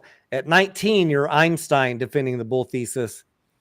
Yeah. At 100, which is today's price, if you factor out the forward split, who would be at the blackboard right now defending the GME bull thesis? Let me know your guys' thoughts. Can have. I mean, many of us know that, right? But it's a good reminder. Like, I forgot. I'm like, damn, that was only a week ago? Shit. What's that monthly looking like? Oh, Steve. Yeah, Steve. We were talking about this. Steve Stunk. This, like I was saying, like, this is still intact. Like, we know it sold off aggressively last week. But if it bounced back, I'm like, yo, you might get that fifth white candle there, right? I know Steve Stunk eyeing that monthly candle. 1, 2, 3, 4, 5. And now a monthly close above this box. Good looking chart. Good looking chart. I'm actually surprised there aren't more prominent, like, technical folks out there talking about it. And maybe I've missed it. But how come he's not talking about the George W, Tony? And then many of let me keep going. Y'all know this. I don't know what he was talking about there. Let's see. No. I said, how come he's not talking about the George W? Folks out there talking about it. What was he talking about? Just the high the relatively low RSI? No, he was just saying that the move was still intact. You know what I mean? Oh, yeah. I mean, that's a bullish chart still. Yeah, exactly. And I was just talking about the W because Trey used to be like, the George W. Yeah. It's a bullish sign. Oh, did I get it up? Oh, shit. Where is it? Did I get it up? Oh, that was this one. Isn't it true? Oh, boy, huh? Oh, my God. And then I looked. I didn't realize. It was last week. was last week. It was a week ago, huh? What a difference that makes. See how strong, see the impact that price action can have? I mean, many of us know that, right? But it's a good reminder. Like, I Funny, I heard I'm like, YouTubers that were was only a coming out week of the ago? woodwork. Shit. With what? What's that monthly Just looking like? Oh, Steve. just Yeah, coming Steve. back. We They're were making talking about this. comebacks. I heard. Well, they were coming back over the last 30 days, but Yeah. some of them have slowed down. This, like I was saying, like, this is still intact. Like, and we know it sold off aggressively last week, but if it bounced back, I'm like, yo, you might get that fifth white candle there, right? I know Steve stock eye in that monthly candle. 1, 2, 3, 4, 5, and now a monthly close above this. Those are huge, big white candles. Good looking chart. Good looking chart. Beautiful. I'm actually surprised there aren't more prominent, like, technical folks out there talking about That's it. one thing that Maybe I missed it. CSI Maybe was I right missed about, it, but, Tony. What's that? Seems very bullish. That a lot of YouTubers would make a comeback because of Roaring Kitty. You know, people who deleted all their stuff from their channel start making comeback and making new videos and trying to jump on the bandwagon. You know. I have noticed that. Yeah. Yeah. Now, I did increase my coverage of GameStop mediocre, but not because I'm trying to jump on the GameStop bandwagon. Most people hate me covering GameStop.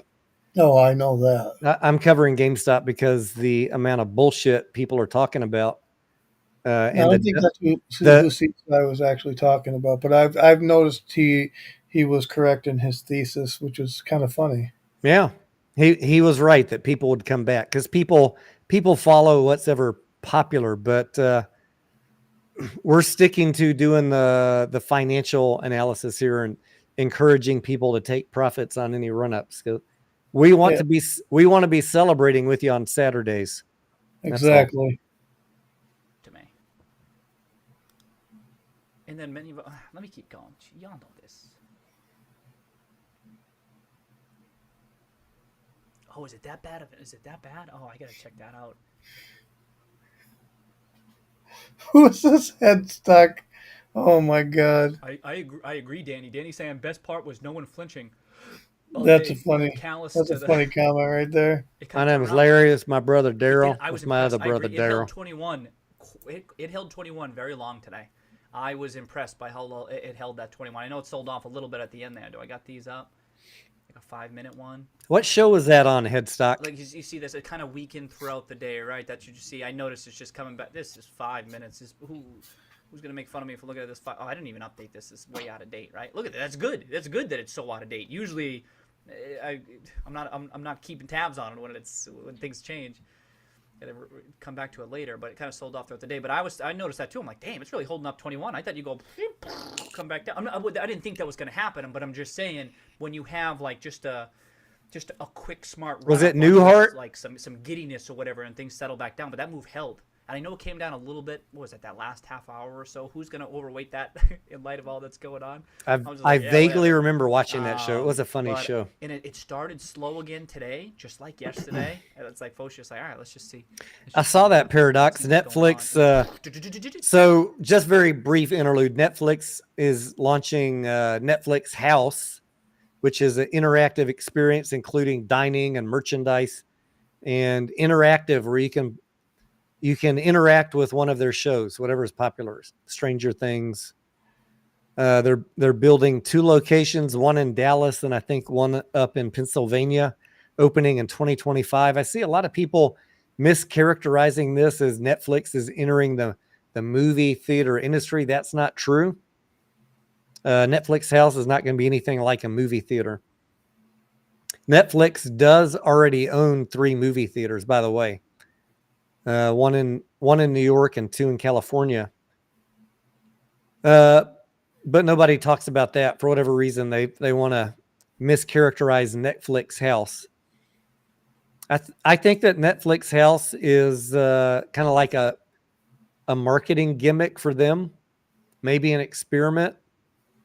And when it opens in Dallas, that's just a short drive for me. I'll go check it out and get you guys some live video and some photos and see what it's all about. But I'm not too worried about Netflix House encroaching on AMC.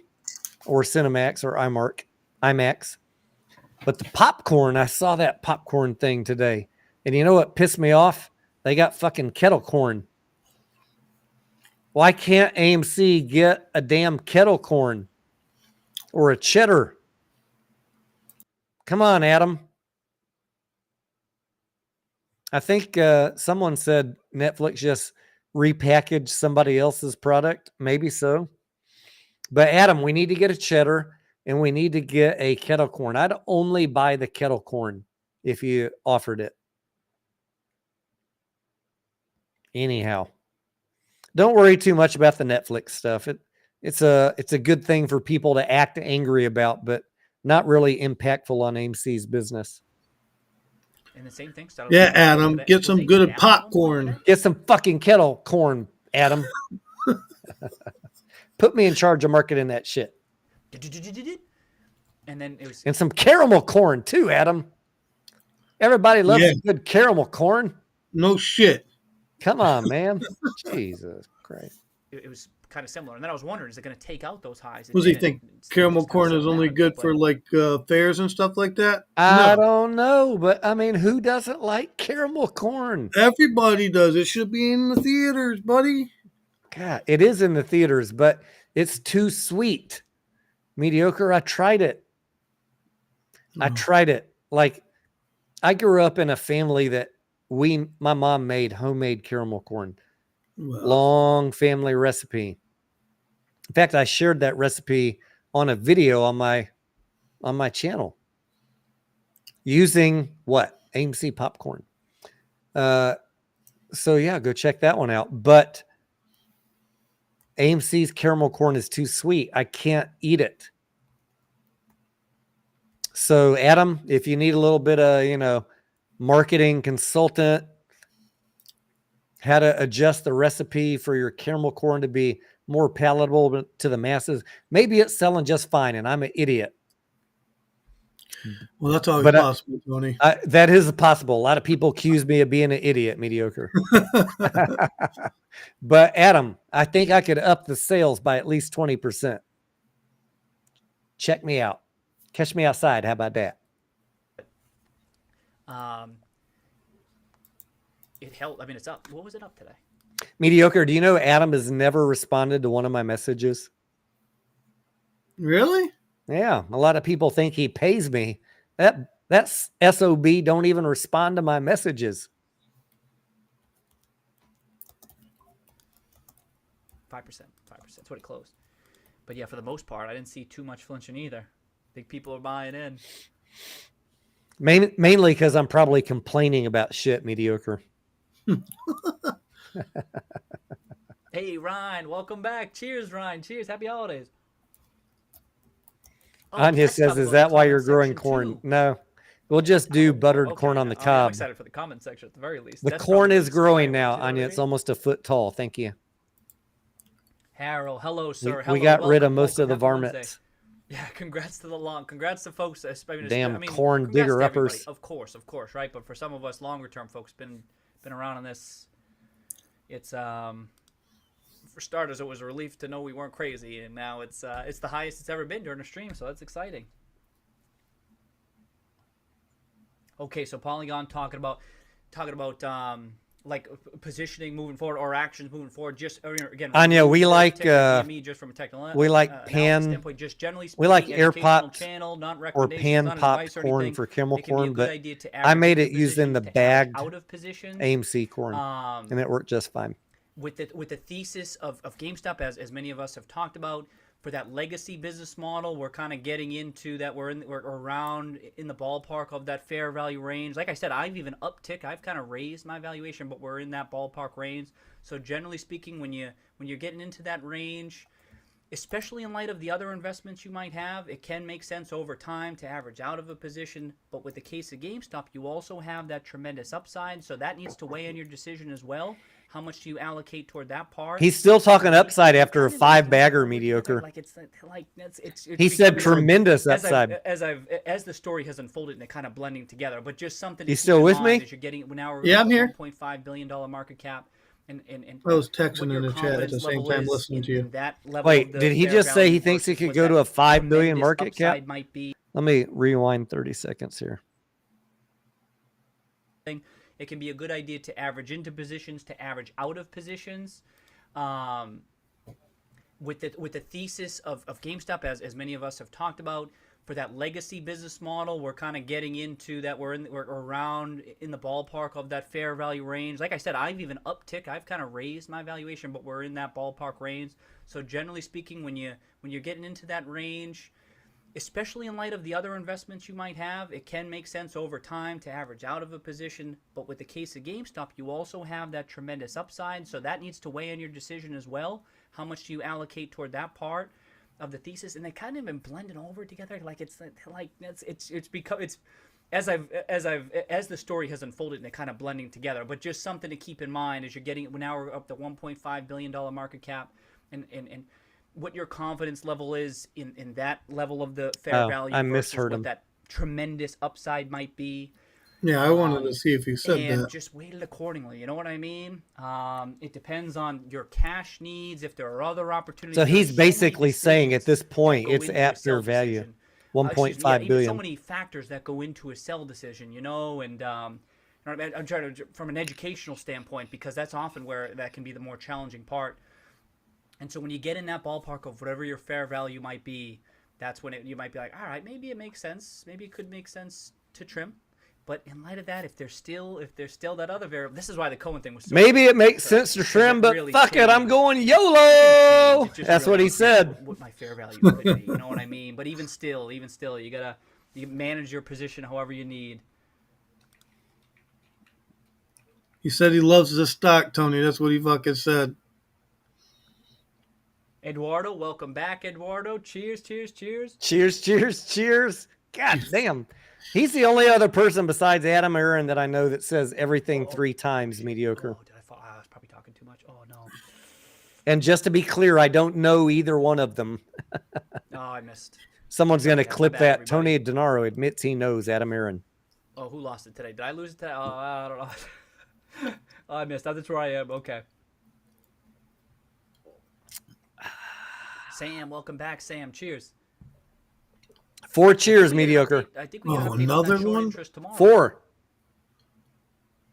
Oh, the comments. Okay, y'all talk about those comments. Yeah. Dude, Oh, cheers. Thank you this for is, sharing that. So That's Rod's 5. Rod's seeing that many people are Another still one, saying, mediocre. I'm saying how it kind of feels like. Don't worry, we got a not 3-drink everyone limit. has necessarily bought into that. 3-drink story, maximum. Kind of getting around there, but Rod's still seeing people talking about the whole squeeze type stuff. And it's like, Have you that's not guys? the wrong- Hey, I mean, have you there's guys an ever element been to it. to a place that has a maximum number of drinks that you're allowed to order? Do you have anything like that, mediocre? I'll be right back. I gotta go get. No, I haven't. We have a place here in Austin that sells something called a Mexican martini, and you're only allowed to order 2. Oh, actually, I have been to a place like that. Yeah. And there's a good reason why you're only allowed to order 2. Imagine getting a martini shaker, but the martini's made out of tequila. We had this conversation before, didn't we? Yeah, we have. Yeah, all Yeah, right. that was that day that I drove back to work on second shift and fell asleep in my car. Yeah. You told me that. I'm like, how the hell do I know this conversation? Like, dude, you're catching me. There's that's the only place I know of in town that has a limit on the drinks, but they will track your drinks and you're only allowed to order 2 Mexican martinis. If y'all are ever in Austin, give me a shout out. We'll go knock down a couple shakers. And the beautiful thing back in the day, mediocre, in the upstairs, they used to have a cigar lounge before Austin became a communist country. Now you can't smoke indoors anymore. It was completely enclosed in glass with separate ventilation, but now you got to go out on the back patio. I'll be right back, Tony. I gotta go get one more to my last one. All right. Ape named Roscoe is admitting to drinking and driving. In my younger days, Roscoe, I did a lot of stupid shit. Do not drink and drive, ladies and gentlemen. Right? That's a possible component of it, but there's this other. We're talking in my 20s, Roscoe. Just doing the surface level analysis might not even know I'm that like in my Rod's still 90s seeing, now. Some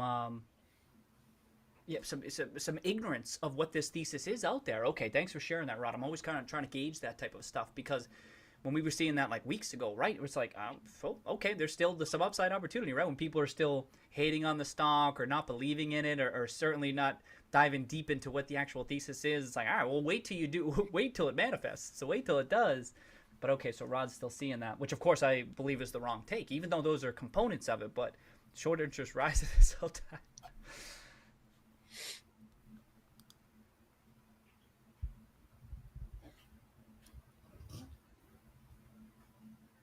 Oh, and Steve's saying the same thing. People are saying fundamentals are out the window on this move. There you go. Sentiment, that's sentiment opportunity right there. People are still not fully believing in, just to be clear, that it's only a $1.5 billion. Depends on what weighted average. Damn, Justin, what's the name of that place? All these potential outcomes. But with, I mean, I think many of us assume Ryan Cohen. Picture of 8 liquors. Has his sights on a much larger market cap for this type of a company, especially with the revenues that they have, right? $5 billion plus. In my life, Justin, I've only been sick from drinking, I think 2 times. One was in high school from drinking vodka, and the other was on Halloween night in about 1987, maybe 1988. You remember really bad nights in your life, and getting sick from drinking is up there on mine. Like those days, because it happens so infrequently. The days you remember, I was drinking a Texas tea, which is similar in a way to trash can punch. I don't think Texas tea has 8 liquors, but I learned, at an early age, do not drink to the point of being sick. That is not fun. No, I did too. Not fun. Young age. I think I can count on 2 fingers in 90 years of life how many times I've been sick from drinking. Right now. Well, it's how fast you drink it too. Yeah, like pumping up, short squeeze. It's just the wrong take. It's the What? What did he say, mediocre? I couldn't hear him.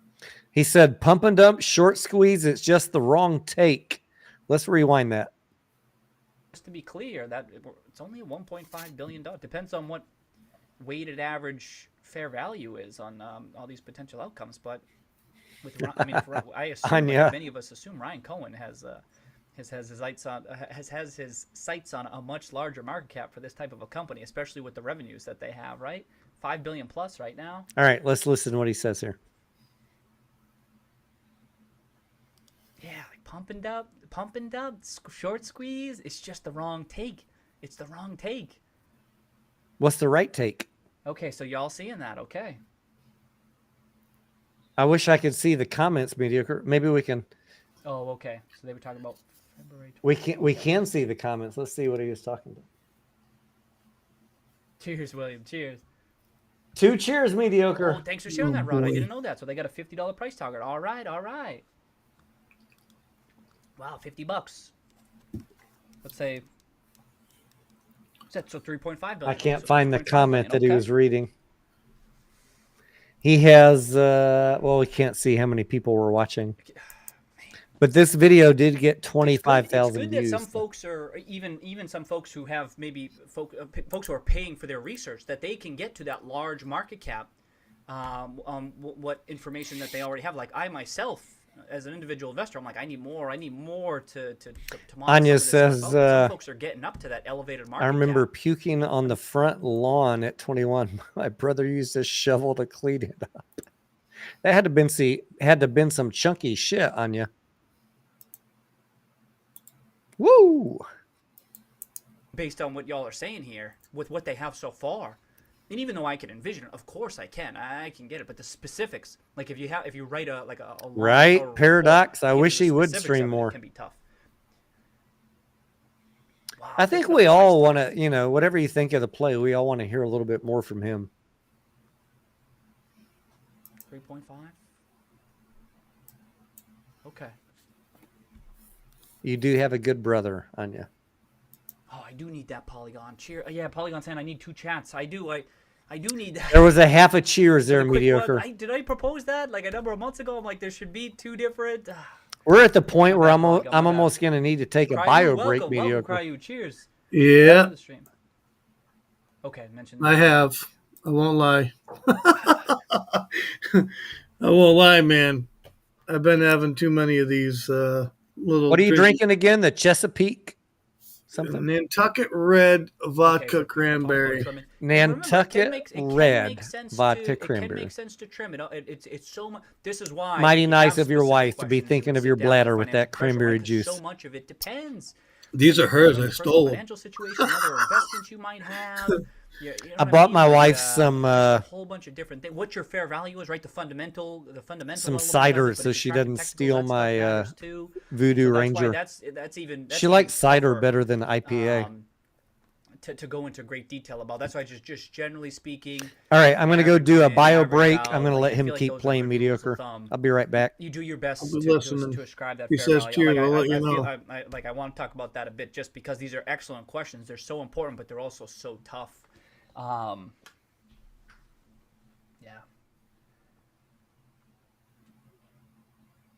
Okay, so other people, Chris has a $50 price target too. Okay. Yeah, Cohen really changed a lot of those.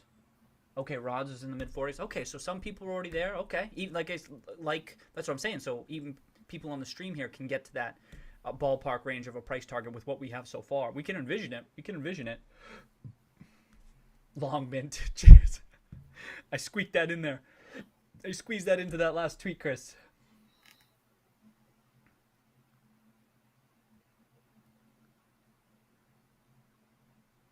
I hate when he sits there, you guys, and he's looks like he's idle, like it froze. He's reading comments. It drives me crazy. I'm like, did the video stop? Oh, some new ones gonna open up next week. Some new options. Okay.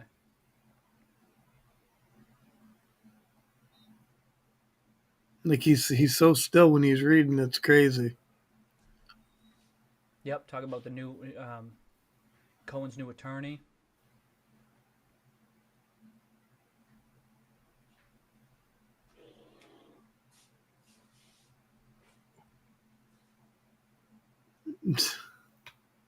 Okay, talk about the attorneys. Yep.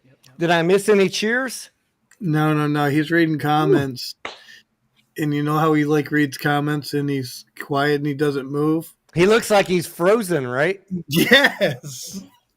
I was telling the chat, I'm like, it drives me crazy. Like, you know?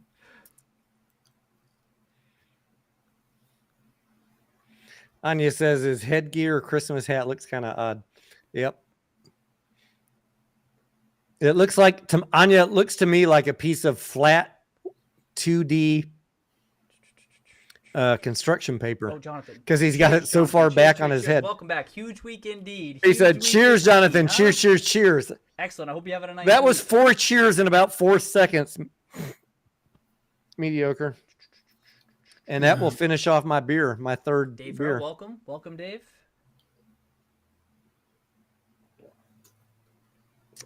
Oh, God. Hey, I just want to ask while we're still here, Some folks thinking Ryan Cohen on the board. before we end up for tonight, were any of y'all here in the chat? Give me a thumbs up. So much. I'll have to say. Give me a thumbs up if you... Tonight, you know, I got the hiccups it now, all. mediocre. I got it all, baby. I got it all. We'll have to see. Give me a thumbs up in the chat if you were around in 2023 when we were covering the AMC Ape lawsuit To 52, stuff, and they have a where AMC was contemplating doing a reverse split and then more dilution. Give me a thumbs up. I just want to see. Give me a thumbs down if you weren't here. Sometimes you can Thumbs up if you were here. I just want to kind of like gauge the audience. You can jot down on a couple. You've probably heard that before. Then you can just jot it down on a couple of lines, and it just intuitively makes sense. Like, all right, there could be something there. There's a reason GameStop, for I think asking. some of us probably could get to like a $40, $50 price target just based on some very simple, variables or potential outcomes, blah, blah, blah, whatever. But to have a ton of pages dedicated to it, that's what I mean. I've got a follow-up question once we get a sample here. But maybe not. Maybe not. Hey, Corax, what's up? Corax may know where I'm going with the follow-up question. You know what I mean? You could spend time theorizing on that, and that could take up some time. All right, that makes sense. I'd be curious about that too. Okay. Why can't he ever be quiet, Tony? Why can't Corax be quiet? Yeah. There you go. I think he just likes to fuck with people. Let me save them some time. Let me save them a bunch of slides. Fucking noisy as all hell, huh? His name is a noisy Corax. There you go, Jonathan. I'm kind of like the quiet Corax. Like I want to type the same responses that he does, but then I just don't send it because I'd spend my whole day arguing with people. And if you ask my wife, Mediocre, I love to argue, but I don't love to argue about stocks. Like, stocks are very black and white for me.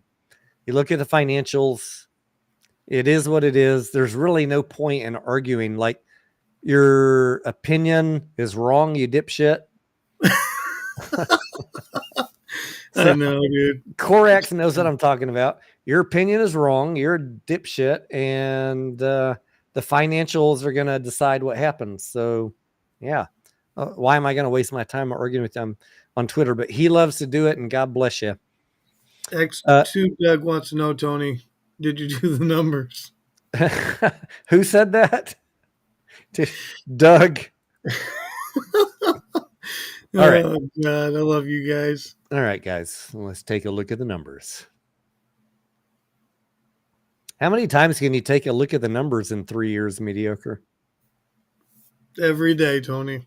Every fucking day. Has it helped? Not a lick. Oh, man. All right. We got 1, 2, 3, 4, 5, 6, 7. 7 thumbs up, 1 down. Come on. There's a bunch of y'all watching. I need a bigger sample size than 10 votes. Thumbs up.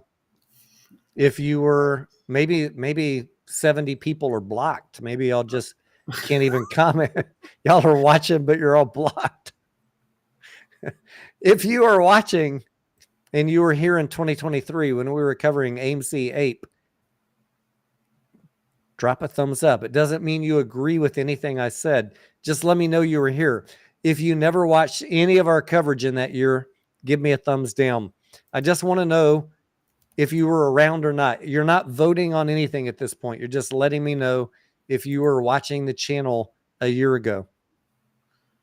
There, I voted. Thank you. Did you notice my skin color? Juneteenth, baby. That's right. You're tan after being at the beach is That's what I'm right, reading from buddy. that. You see that? Yeah. All right. So I'm going to set up the question here as the votes come in. It looks about like 90% of y'all were here. I see a few of you that weren't around.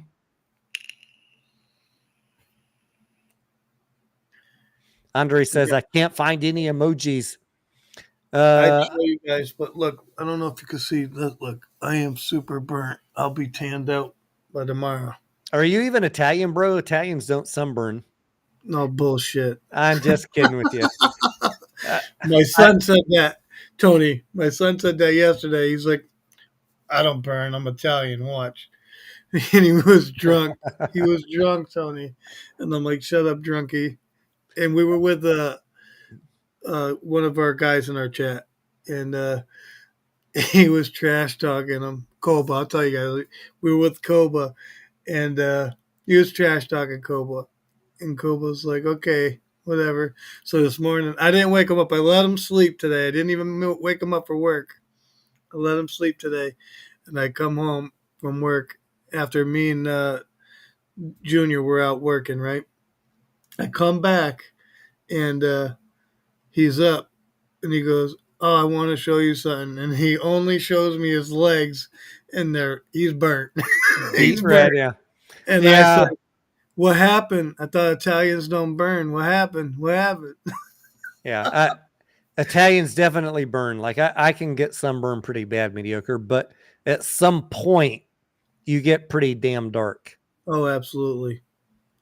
I get dark. But you do need to be smart about it if you're coming off a winter break. Like I'll use sunscreen until I get really, really tan. Yeah. No, I'm good. I'm not even hurting, to be honest. I just I did it deliberately, make sure you get the nice tan. Clark says, do you think GameStop can hit 50 or 60? I mean, it just hit 50 and 60, Clark. So yeah, they diluted after that. So it's going to be a little tougher now, but with the right news, do I think it could hit 50 or 60 again? I'm not trying to tell you to buy, hold, or, wait until a run up. It's going to be harder now, but could it hit 50 or 60 on the right news? I think absolutely. I'll tell you what. But I'm not one of those $1,000 price target people. If they acquire somebody with that $4 billion, Tony, I think it could get to 50 or 60. Yeah, I'll say it's gonna be. Look, if they can make an announcement, Clark, that is interpreted by the market or by retail traders, that is going to bring in definitive earnings where we can reevaluate the price, you could get another push up in price. I even if it's irrational, I think you could have another push up in price. That's why I'm still watching GameStop very closely. I don't think the game is done, and I think even at this point, the downside is limited because they still have $4 billion in cash. Now, let's say they don't do anything, let's be extreme. Let's say they don't do anything for 18 months, and the $4 billion slowly gets walked down $100 million a quarter. People are going to lose interest, and it's going to be talked bad about. But I don't think that's going to be the scenario. I think the company is going to be looking at how to actively deploy that money to generate return, and that's really what we're looking for. Like those of us that are doing non-hopium analysis, anyone that's doing real financial analysis is wanting to see some return on the income statement. That changes all of your ratios. That changes all of your price targets. Changes all of your fair value evaluations. GameStop's suffering right now from lack of return, i.e. lack of earnings. But the potential to change that is in their hands. So we'll see. I don't know. Is the potential there? Absolutely. Can I tell you it's absolutely going to happen? No. I don't even think it's worth $25 based on today's information. But the potential is in management's hands to change that tomorrow with any announcement. So bankruptcy thesis is off the table.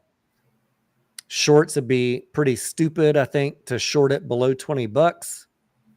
And we can assign whatever premium we want to belief in management. If you're a Wall Street dude, you're going to assign no premium to management. If you're a retail trader, you're going to assign any range of wild premiums. By premium, I mean extra price above the book value. You're going to you hear people saying it's worth 25, it's worth 50, it's worth 100. Those are all just guesses based on what Ryan Cohen could do with the $4 billion. Show me your analysis. Like, where's the discounted cash flows? Where's the ROIC? Break something down for me. Don't just say, I think it can do this. You want to get me on board with your analysis, break it down in a way I can understand. ROA, ROE, ROIC, discounted cash flows. Doesn't even have to be, there's none of those. None of those exist right now. Show me your future work. What are you thinking? That's all I'm saying. Because all we can do right now is say the company's worth cash. It's worth book value. Plus a little bit for management. You're a hater, Tony. I got a hater? I said, you're a hater. No, I'm not a hater. I just want to I just want to explain it to you how Wall Street's looking at it so that you can get the best entry and have realistic expectations if it runs up. The day the company makes a fantastic announcement, if that happens, the whole calculus changes. So that's what we're waiting on. If you're bullish, what you're waiting on. I just want to see what it feels like to be a Tony Denaro hater. Do you believe that the earth is flat, mediocre? Absolutely. Do you believe that all Jews are evil? I don't necessarily believe that at all. Then you can't be a Tony Denaro hater. Listen, You must hate women, hate Jews, and think that the earth is flat. well, I was only kidding about the earth being flat as well, but I don't know. What do you want me to tell you? Like, I think logically. I'm sorry. I know. I'm just teasing you. All right, we're about to roll out the big question, the 2023 question. Hang on one second. I got to turn the camera off for a second. Justin says, I can't walk down the interest on $4 billion would pay their employee wages. I think, Justin, just based on their existing business, they can cover operations. I think they could, they've been cutting enough and they're going to continue cutting enough that they can break even, Justin, on even with a little bit of declining revenues, right? I don't hate the core business. It's just the core business is not a cash generating machine. Can we agree on that? Is that a fair statement? We need them to bring in cash. We need money. So if they invest that money, what more can they do with that? That's really the question. Return on invested capital, return on assets, return on equity. I'm going to keep talking about these till everybody's talking about them because I want you guys to go read about them. $4 billion on the balance sheet does absolutely zero in any rational analysis of determining a fair value price when you don't have earnings. Hear what I'm saying? When you don't have earnings, most metrics to value a company don't work. Everything that we can do to determine a future fair price for GameStop is dependent on them making some decision, some investment, some acquisition to bring in earnings. Until then, you're going to be kneecapped by Wall Street with bad target prices. As soon as Ryan Cohen can say, we did this, this, and this, and here's our expected future earnings, you're going to see price target upgrades. I want you to hear what I'm saying because I'm not hating on GameStop. I'm trying to explain to you what you need to do to get institutional investors on board. And anybody saying that institutions are FOMOing into GameStop right now is absolutely lying to you because there's no institutional board that's sitting around the table saying, yeah, let's buy on this because we believe in Ryan Cohen. They don't operate that way. They're very rational, logical. They went to Harvard. They've got degrees in finance and accounting, and they're going to be looking at the same ratios I do. Tony, are you telling me that they don't believe in the Lord and Savior Ryan Cohen? They don't. They might believe he has potential, but they're going to say, I'm from Missouri. It's the show me state. Ryan, show me you can do something. And then I'll buy in. Then I'll upgrade your price target. I just want to be as matter of fact as I can. This is not hatred. This is just like zero emotion. I'm not biased in the play. I want to see everybody succeed. I want to see upgrades for GameStop. The only way that happens is to deliver either earnings or deliver the promise of earnings.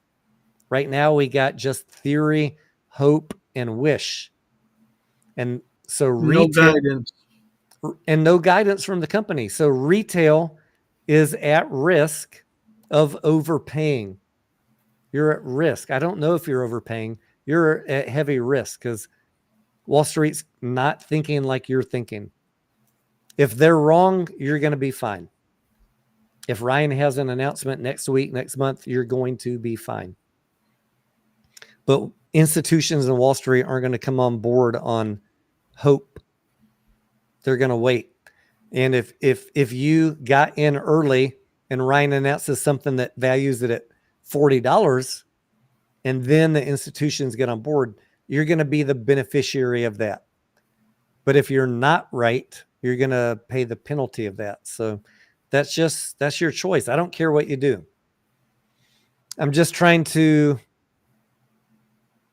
give you a little more unemotional take on how a rational person is looking at this. And if you're a supreme believer in it, then I got no problem with that. That you made your choice, you know where everything's at, and you're betting on Ryan. That's fine. That's fine. But what I always see is people make a bet on somebody, or they make a bet on a company, and then when it doesn't work out, what do they want to do, mediocre? They want to blame everybody else. Just say, I accept the risk, and I will only blame myself if it doesn't work out. Then we can be friends and we can go have a beer. Ultimately, you're the one in control of your account. Clark says, Tony, you must have some confidence in GameStop because you're telling me you invested, you bought some for $23. Yeah. I mean, Clark, like I said, I think GameStop is a stupid short. This is my opinion. It's a stupid short below 18 or $20. So my downside and my assessment, my probability matrix, I think that it's the downside risk from 23 is relatively low.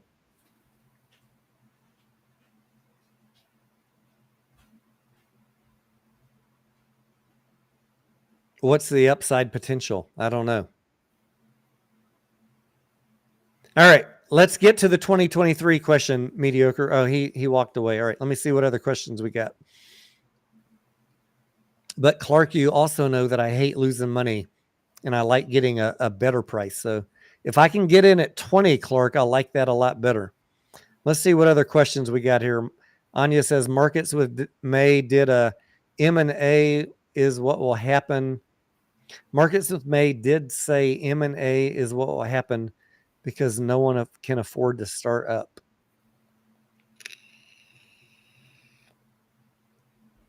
Apes with Roscoe says the odds of them acquiring something is 100%. I agree with you, Roscoe. That would be the smart move. Clark says, I'm confident they will have positive announcements in the future. I'm telling you guys, I have and give Ryan Cohen a lot of faith. I'm not one of the haters. I know people like to paint me as a hater. I don't know why. I've always said the one thing GameStop has going for it is Ryan Cohen.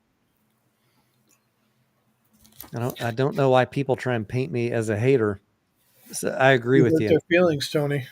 Because I talk finances. I don't. Because I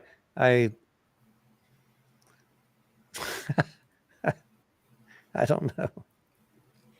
All right. The 2023 question. All right. For the chat and for mediocre. Here is the question, mediocre. I heard. Let's get us up on screen. I heard. Quit picking your nose. I'm not picking my nose. I'm just scratching that goatee. All right.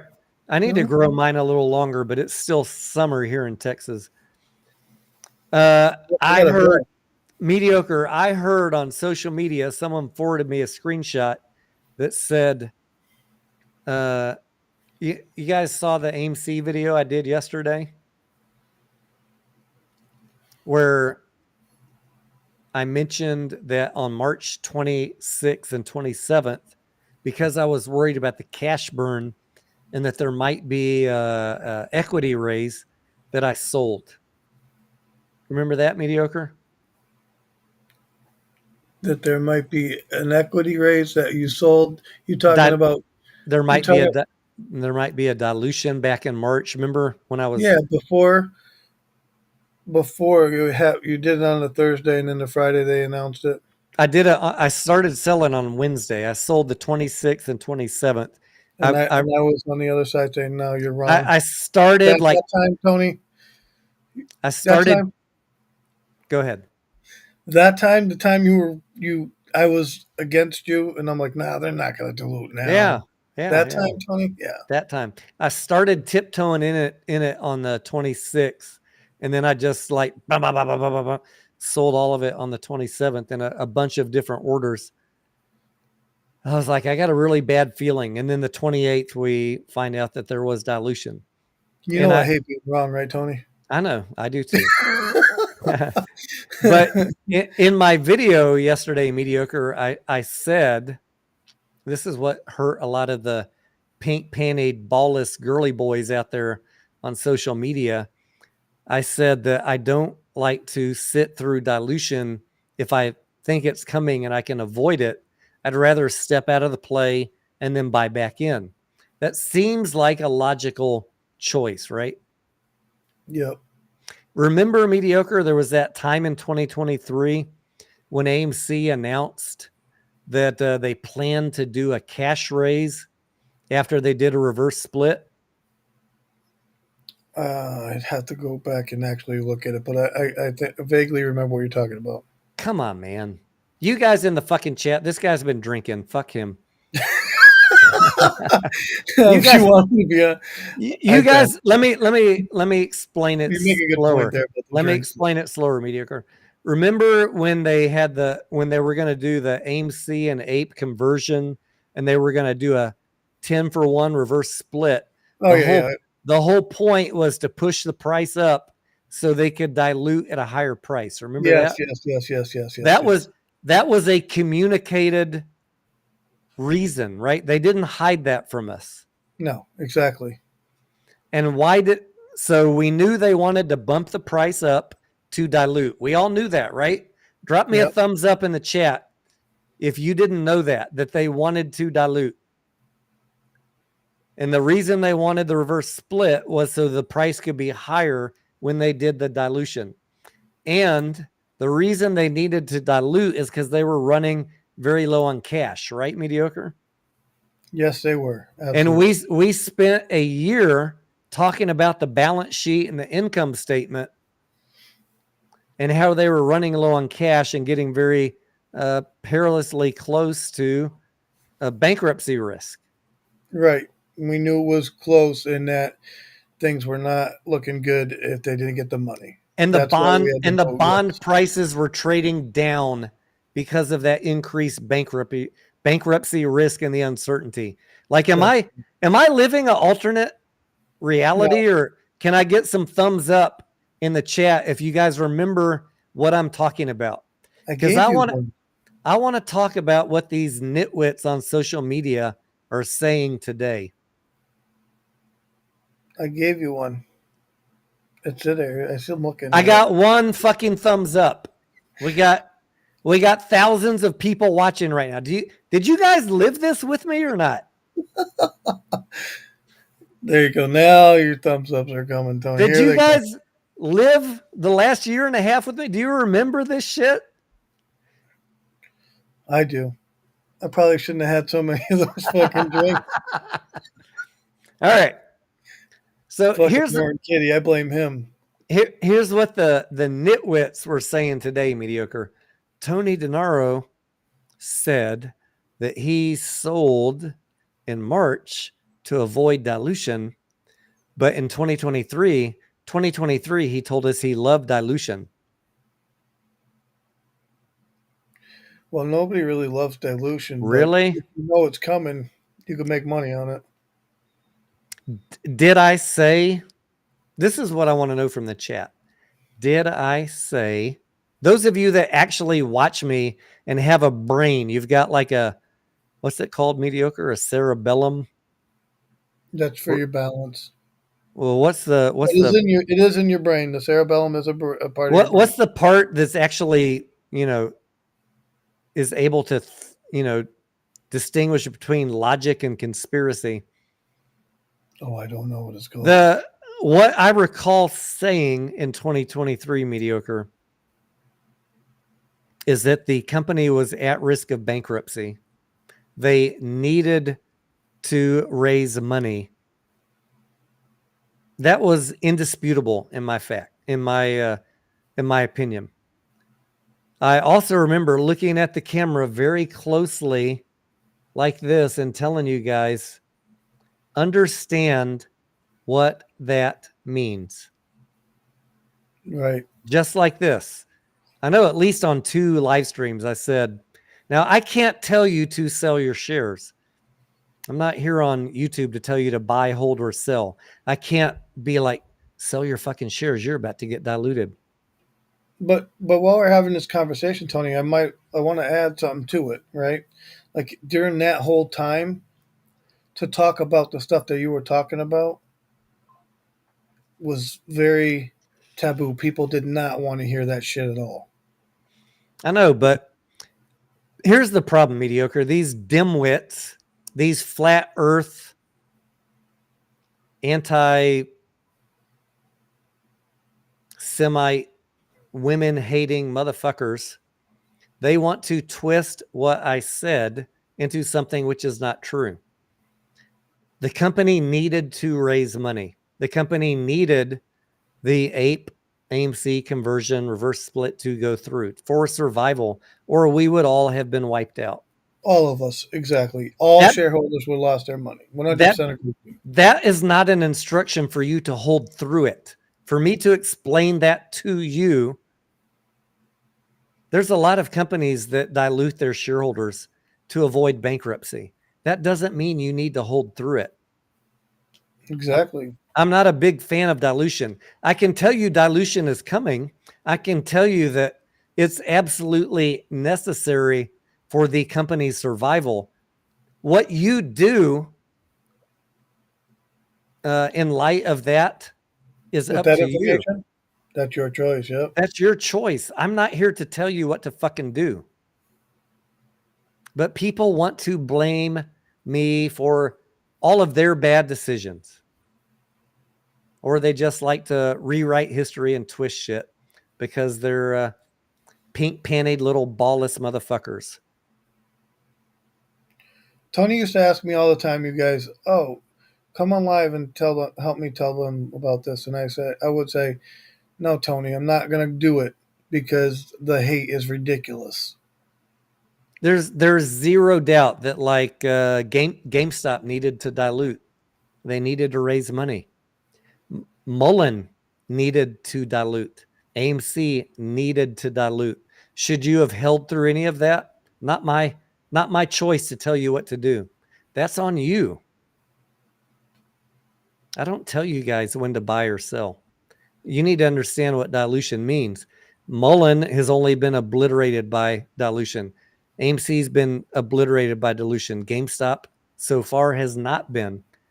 There's no hard and fast answer about what happens, but you need to read the financials, understand what is going on fundamentally with the company, and also understand why they need to do it. The problem is all these dipshits weren't looking at financials. They don't care if any company goes bankrupt. They only care about a short squeeze. So for whatever reason, they get mad at me, but you're not going to be allowed to rewrite history. I don't think that I'm on the record as saying dilution is great. Well, if you said that, Tony, they should be able to produce a video, no? Well, yeah, here's the challenge to you. Produce the video. I did make a video mediocre that said reverse splits are not always bad if after the long term companies improve their fundamentals. I showed examples where reverse splits end up in the future being favorable to companies, but when they improve the fundamentals of the company. Absolutely. Maybe that'll be AMC in 2025. Maybe that will be AMC in 2026. I don't know yet. We're not there yet. But you're still going to suffer the effects from it immediately. In the short term, all of them suffered. All of them. There's But no way. really, it's not a reverse split that kills a company. It's what? It's a reverse split combined with dilution. That's right. Dilution is what takes your money away from you, not the reverse split. And I don't even know how GameStop has stayed at $25 with the dilution they did, honestly. I don't know, but that even is like an argument in my favor, mediocre. Like even GameStop did a dilution and they didn't substantially drop in price. They're still higher now on book value than they were 2 months ago, even after massively diluting shareholders 2 times. So who can say with certainty that dilution is always bad? Well, I just know that I have general rules. Like I don't like to hold something through dilution. I'd rather sell, and if I need to wait a week or two and then buy back in, I showed you my fucking receipts. I sold and then I bought back in immediately. But even that is not good enough for these ballless little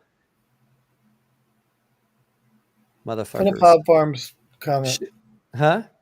Even when I show detailed trading receipts, like dilution didn't ruin my conviction in a play or a company. I just had to sidestep it for a week or two to protect my capital. Right. I'm showing you guys this stuff to fucking teach you, not for these dipshits to try and use it against me. Like, what better example can I be than to tell you I sold after the AMC Ape decision? Because why? Because there was dilution that the company had told us. And that was in August of 2023. You know how many people I lost? 1,000 subscribers then. But I'm going to be honest with you and tell you what I did and why. And then in March, I did the same thing. I sold because I thought there was dilution coming. You don't like it, tough fucking titties. But there's this certain little, their balls got shrunk up back inside their abdomen. They don't, no matter what I say, they don't fucking like it. Fuck off. You want disclosure? You want disclosure or you don't want disclosure? Make up your fucking minds. What you really hate is that I keep making money while you keep losing money, because I'm trading it as intelligently as I can, and I've always been as transparent as I possibly can without telling people what to do. Because as a YouTuber, I'm just here sharing my thoughts, my opinions, my emotions, my feelings, financials, common sense, logic, how the company is looking at it. You can weigh all of that and decide what you want to do. It's not my job to tell you what to do, and I won't ever tell you guys what to do.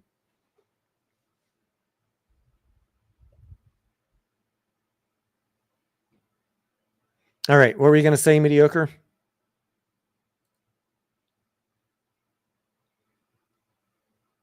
Mediocre, you still with me?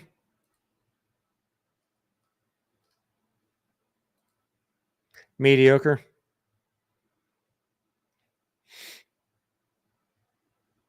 Anya says you said danger, Will Robinson.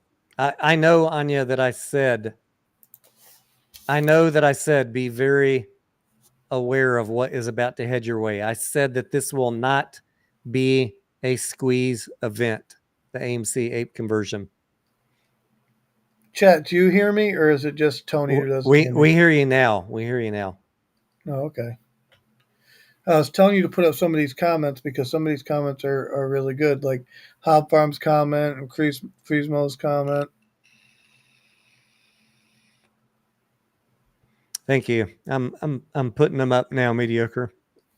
Yeah, but it's true, right? Like we were telling people, but we're trying to do it in a respectable way, right? Because we knew what the outcome was going to be. People were going to be upset ultimately, and they were. And I mean, I don't hate anybody. You did what you did. I tried to let people know. And we even warned people who have a platform for them to give out the information, and some of them chose not to do that. And it is what it is. It just boggles my mind, mediocre, how people can be so delusional now. I mean, how can you want to lie to people so bad to say that I said dilution is a good thing? I mean, this was comments that got sent to me today. Tony was saying in 2023, dilution was a good thing. Bullshit. I said that the company needed to raise cash or they'd be facing bankruptcy. Well, here's a That's example, indisputable, but that doesn't mean that you need to hold through it. Wake the fuck up. What happened in the last dilution, Tony, for AMC? What happened? The price went down. I know what happened in the last dilution. The price went down. Barely, though. But it went down, and now we're back where it was after the dilution. Exactly. So it doesn't always affect it the same way, right? Every time is different. Right, but it depends on how bad the fundamentals of the company are, and what that money is going to do for them, or how that money was used. There's a lot of things that determine that, right? Yep. It's interesting. It's just interesting to me how many people have, not how many, there's just a couple of idiots that have very selective hearing or they're mentally defective. I don't really know exactly what their problem is. But guys, you should always be aware of dilution could have negative effects. But typically when companies are doing them, they're doing them for a specific reason, which is to ensure their survival. And even like I said with Ryan Cohen and GameStop, I know there's a lot of people pissed at him, but I said the same thing with GameStop as I said with AMC and even Mullen. If they didn't do dilution and a cash raise, they're facing financial decline or bankruptcy. GameStop was not in a great situation. Mullen's in a horrible situation. They're literally days away from bankruptcy, I think. Tony, this is a perfect segue into, let's talk about HYMC real quick. What do they want to do? They want to acquire somebody, right? They want to acquire somebody. They want to build a milling plant. How are they going to do it, Tony? I don't know. They don't have enough cash on the balance sheet to acquire somebody, in my opinion. I think that a dilution is coming in Hycroft's future. That's why I don't own it. Exactly. And do I want Hycroft to succeed? Absolutely. Does that mean I need to own it ahead of what I expect to be a dilution event? But Tony, let me ask you a question. Let's get real with the people. You ready? Yep. Why is it that you want Hycroft to succeed? Tell them why. Because AMC is invested in it, and I'd ultimately I'd like to see the mine mining and generating income, and AMC's investment in the property pay them something back. Exactly. Whether or not that happens, I don't know.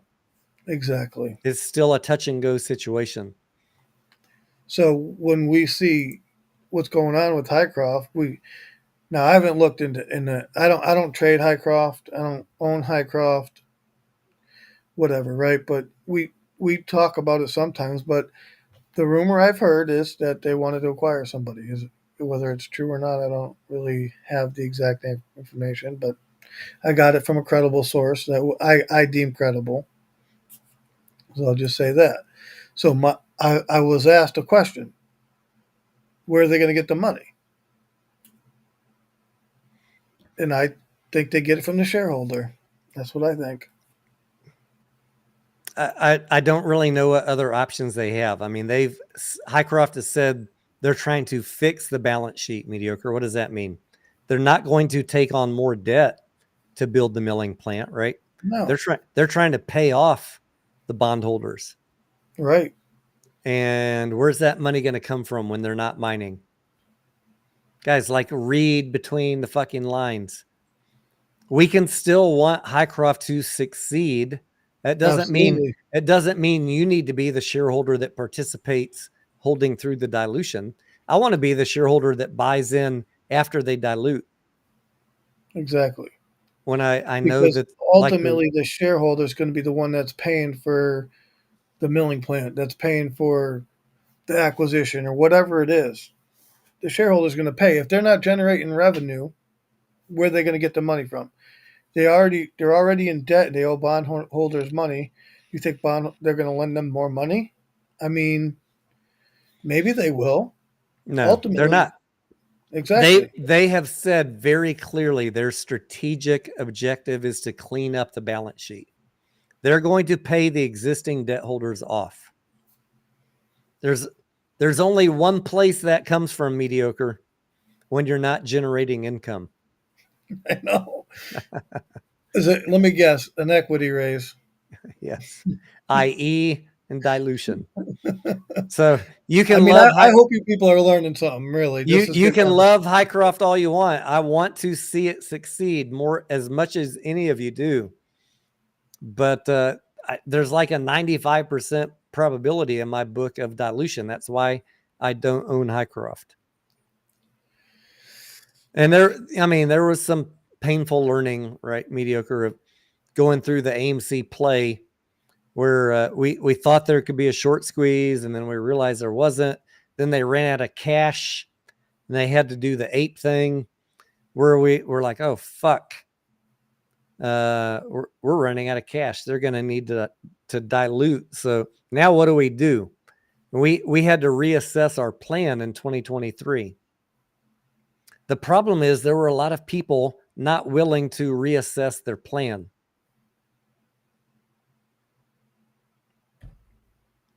That I think was the biggest problem. I'm just trying to read some of these comments too as we go. Doug says, imagine how many shares Ryan could have sold that Friday if dilution didn't happen. I mean, that's a great question, Doug. But I think that the calculus that goes through a board's mind is we don't know what's going to happen in going into Friday and the Roaring Kitty live stream. How do they know? How do they know? These are Harvard white tie motherfuckers. How do they know that the price is going to run up just because Roaring Kitty's going to live stream? They knew that they were at $60. They knew that they were 6x above book value. What is, as a steward of the company, as a steward of the finances, what is the reasonable thing to do? Announce an equity raise while you're at 6x book value, or hope that Roaring Kitty pushes the price up? That's all I want y'all to think about. I don't know the answer. Could it have gone higher? Maybe. Do you think that they were weighing, like, what's the probability of X versus Y? I think so. And they threw their money down on black. We're going to bet on what we know right now, $60 a share.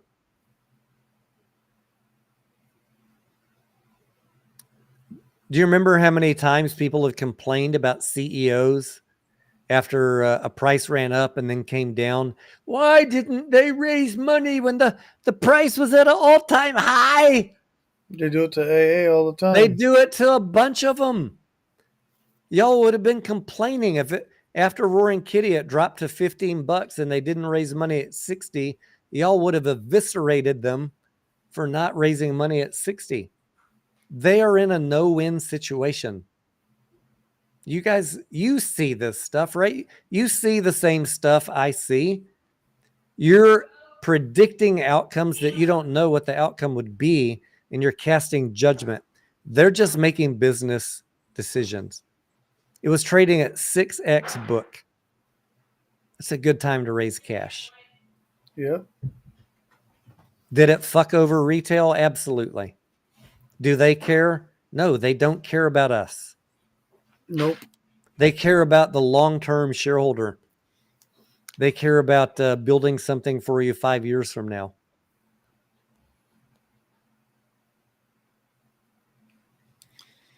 But I mean, I get it. If you're mad, I understand how you don't understand it, but they don't think like us. That's all I can say. Watch my videos. I got 2 videos called Trust No CEO, and the second one is the CEO Handbook. If you guys go watch those 2 videos, you will start understanding how they think. And it's not like us. And it's not like anybody you're listening to on social media. Stop Hold on, Tony. listening to social media. Outside of our group, I'm sure there's other groups, right? Like Ross Cameron's not bad. You know what I mean? Like there's groups of smart people out there, right? But Yep. that's the thing is we look what would AA think to do here? What would Ryan Cohen think to do here? And we try to think like they do, right, Tony? All the time. I mean, I talk about that all the time. Like I try and think like, what is the board thinking about right now? Not what do I wish? What are they thinking? Yeah. We don't care. We don't care what we wish. We care about what they're thinking. What are they going to do? What's their move, right? Because I'll say it, Tony. What do I always say? They're not on our side. Be the barnacle on the whale. If they're going to move the stock in one direction, you got to go with them. If you don't, you're going to get burnt. Just that simple. It's not that they hate you. It's not that they're trying to stop your squeeze. It's not that they're trying to help the shorts. They're just applying logic. And retail is applying emotion and hope. And I want to kind of like bring you guys into my world, more of a less emotional decision making, less emotional analysis, less dancing with moon helmets on, and more like, let's look at the finances, like revenues declining, operating cash is negative, operating cash flow is negative, net income is negative, ROA, ROI, ROE, ROIC, they all suck. Let's raise some cash while we can and ensure the future viability of this company. That's what GameStop's thinking. They're not thinking about a short squeeze. They're not thinking about trying to help you.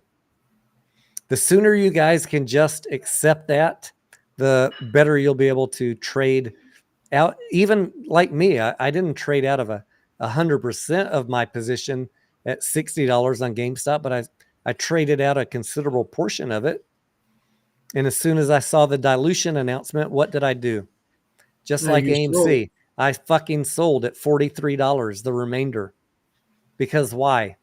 It had nothing to do with AMC. This is GameStop. Why did he sell when they announced dilution? Because dilution can drive the price down. Absolutely. If GameStop had just said, we're going to do a reverse split, but we're not going to dilute, then I don't care about reverse splits. You need to worry more about the dilution. And we were telling you about this, right, Tony? In 2023, yes, we knew it was a company communicated strategy that they were going to raise money. Like, I don't know. The problem was people thought that they were going to win in court, which was ridiculous because there were no laws broken. And now they're looking for someone else to blame. And they're even willing to change the story that I said dilution was good. But Tony, they were also screaming that, oh, it's the reverse split that's going to kill the stock. It's not the reverse split. It's the dilution. We were trying to tell them that. We were trying to tell them that it doesn't matter, right? Like reverse split had nothing to do with it. Had nothing to do with it. But you should pay attention to dilution. And I know for a fact that we said that, Mediocre. I do too.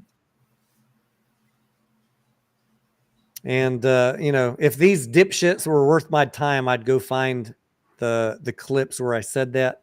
But honestly, they're not worth my time. It's like I said earlier, if someone criticizing you is not someone that you'd go ask for advice, then they're really not worth worrying about. And all of these people are flat earth, anti-Semitic, anti-women hating people. They just hate life. They're conspiracy theorists. Their whole analysis is not based on financials or fundamentals. It's based on conspiracy and hope and belief that the whole world is against them. I don't operate in that world. I operate in a black and white numbers based analysis. Put up Anya's comment. She's 100% correct in her comment right here. Anya says, bottom line, people don't like to admit they made a mistake. Yep. Anya, I don't tell people to follow what I say, Anya, but if they had followed what we said, they'd be in a much better position than they are today.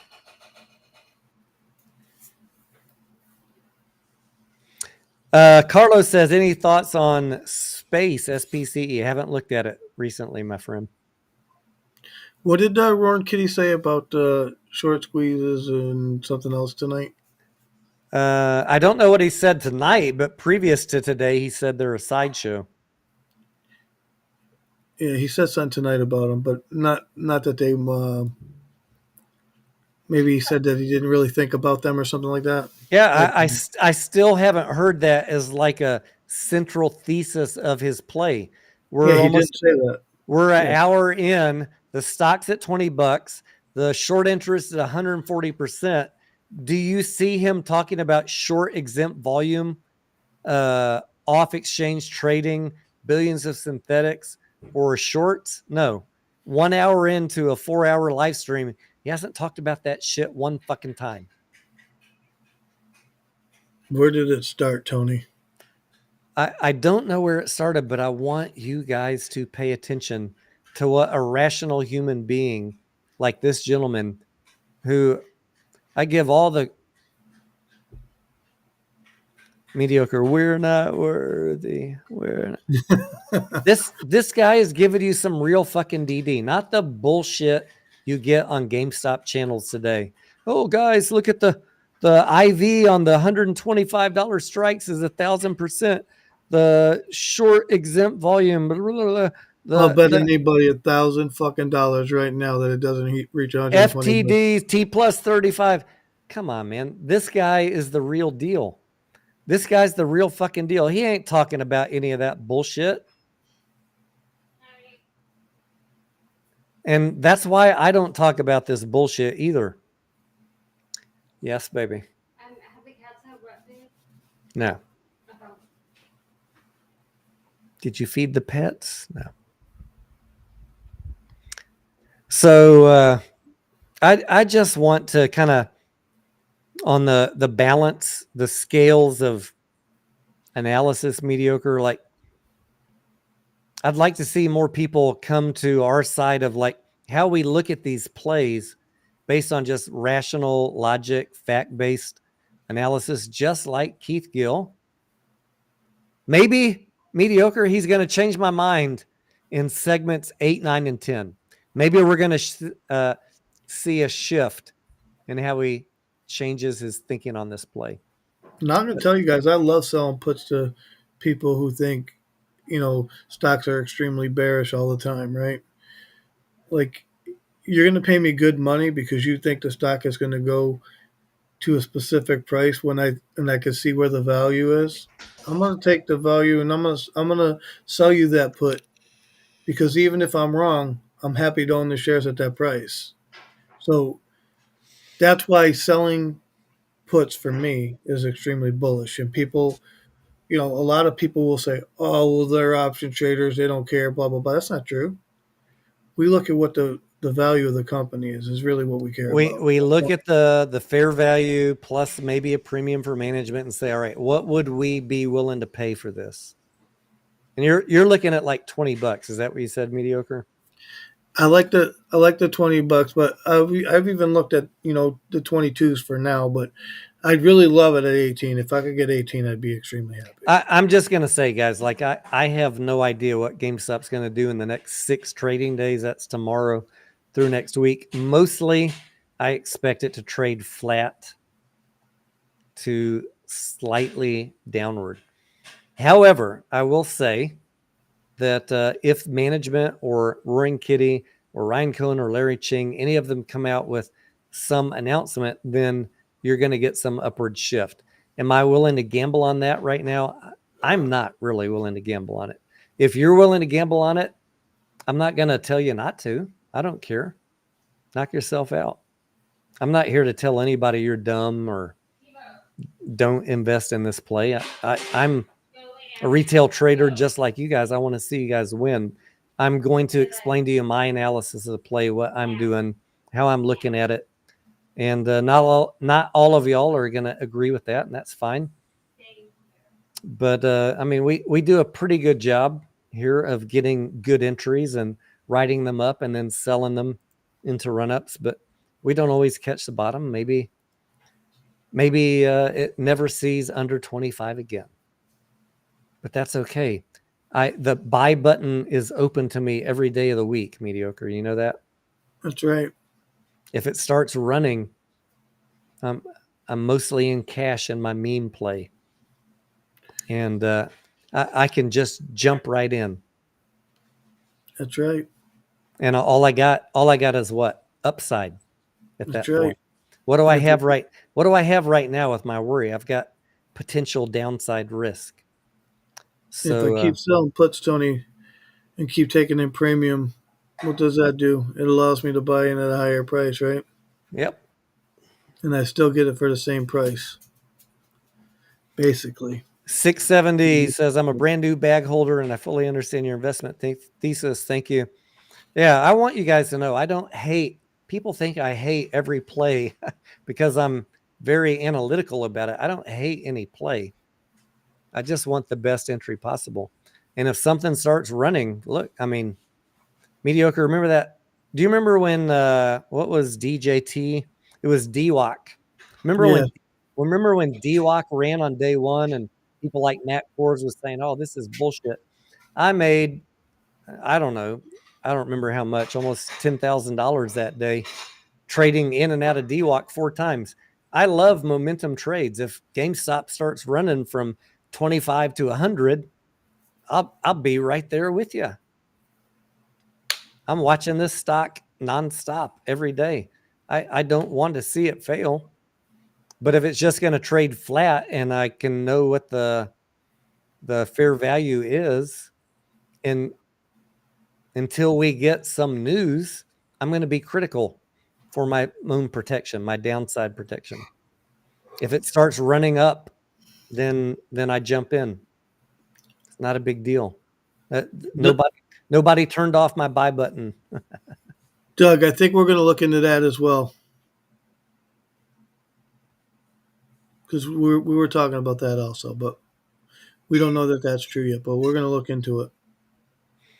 What did Doug say?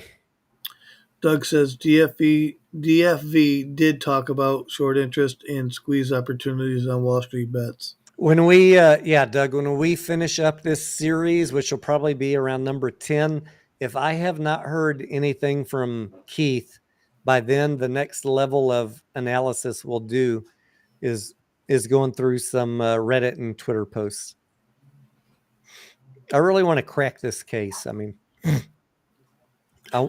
just as an investor and somebody who's an admirer of Roaring Kitty, I really want to know where he shifted, or was he like leading a dual personality? Did he have a YouTube personality that was different than his Reddit personality? I don't know. I haven't dug really into his Reddit presence yet, but if we don't get there by YouTube, I will. Pam says, crack it for us. Crack it for us. Yeah. I'll crack it for you and I'll crack it with you. We'll do it together. I think it's a great opportunity for everybody to learn or remember. And I would say for 90%, it's going to be learn. There's a few of y'all that were around that remember what he said, but I think that most do not. Mediocre is away from the chair for a minute. We're about ready to wrap it up. It's 10:35, and I've got to be up for work here on my trading desk in about 5 hours. So we're gonna wrap this up soon. My wife just got Hey, where'd you go? HEB for like 3 hours. Yeah, me too. We were walking around, and then after I did the groceries in my car, we wanted to go walk by the trees, like a couple patches. So I just took them walking. What kind of groceries did you buy? I got more kale for the rabbits because they're out. I got some Dr. B, Any ribeyes? yogurt, some tissues to put in the room, and Anything for your husband? wipes for the bathroom.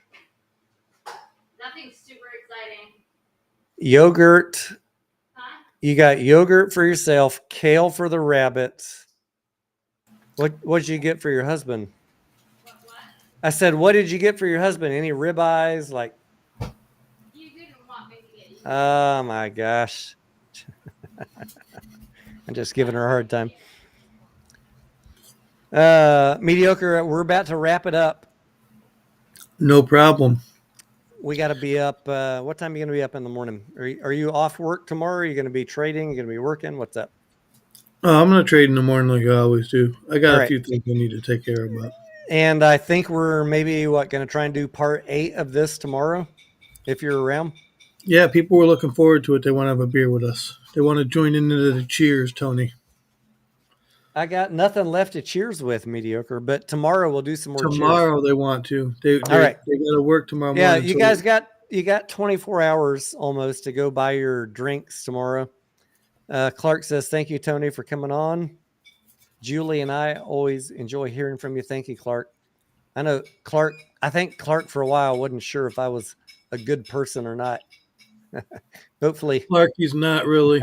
He's a pain in the ass. I am a pain in the ass. Even my wife will tell you that. But I'm an honest pain in the ass. That is true.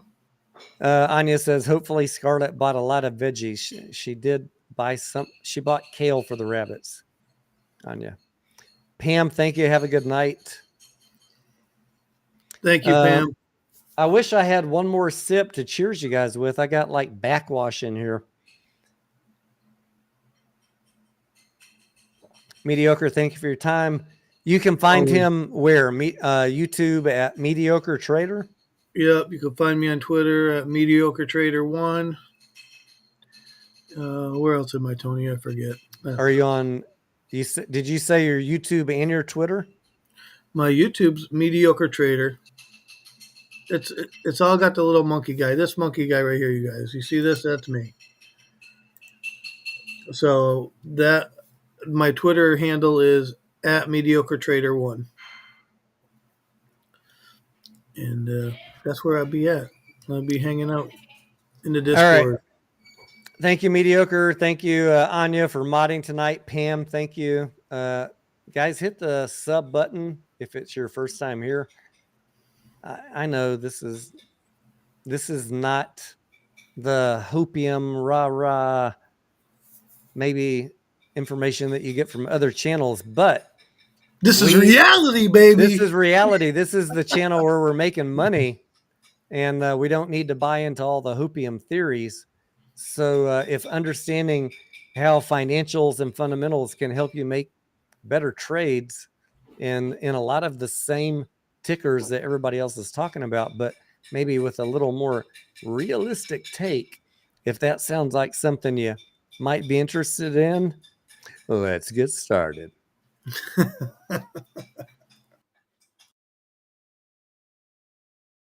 I don't ever slow up, no I don't take shit. I got no love for the fakeness. If you wanna play tough and wanna hate this, I'll always show up. I don't ever slow up, no I don't take shit. I got no love for the fakeness. If you wanna play tough and wanna hate this, I'll always show up and make a statement. I don't ever slow up, no I don't take shit. I got no love for the fakeness. If you wanna play tough and wanna hate this, I'll always show up and make a statement. Everything I do so instinctive and so passionate. Every word I move so descriptive like an adjective. I got a vendetta against people who patented being negative when you should be getting after it.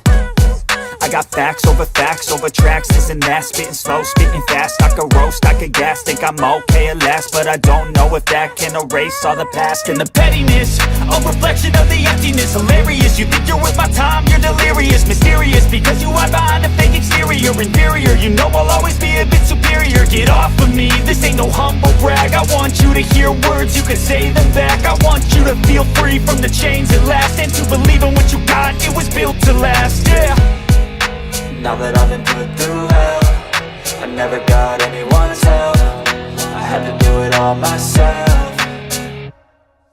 I don't ever slow up, no I don't take shit. I got no love for the fakeness. If you wanna play tough and wanna hate this, I'll always show up and make a statement. I don't ever slow up, no I don't take shit. I got no love for the fakeness. If you wanna play tough and wanna hate this, I'll always show up and make a statement. Gonna learn the consequence of being incompetent. Mental health is confidence, dreams and some honestness. I'm not here to save the day, that's for you to take away. I could play a million mind games, but instead I say something not illogical, something that is topical. Rub it on and watch it go, make yourself unstoppable. Dreams are irresponsible, but they're always possible. If you just believe, you could be so remarkable. Thoughts in my head, a collage and they spread. I'll be great one day, going off of my meds. No, I'm not giving up, no, I'm not giving in. I will make it to the top, taking off in the wind. I gotta make it, I'm saving every day to taste it. I'm patient, but my mind, it can hardly take it. I'm chasing a dream that I've had for several ages. A vacant, modern kingdom for the taking.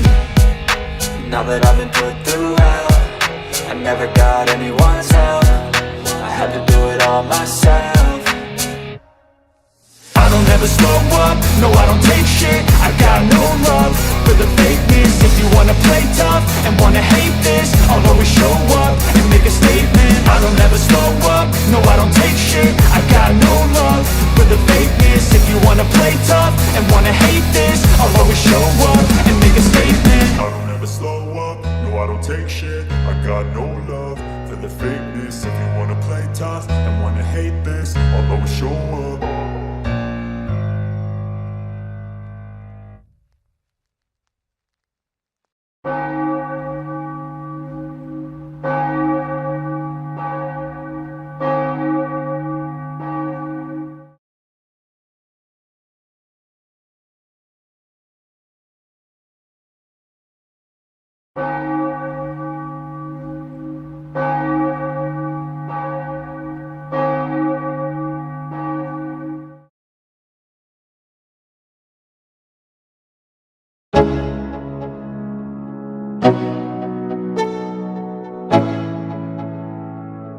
Let's go.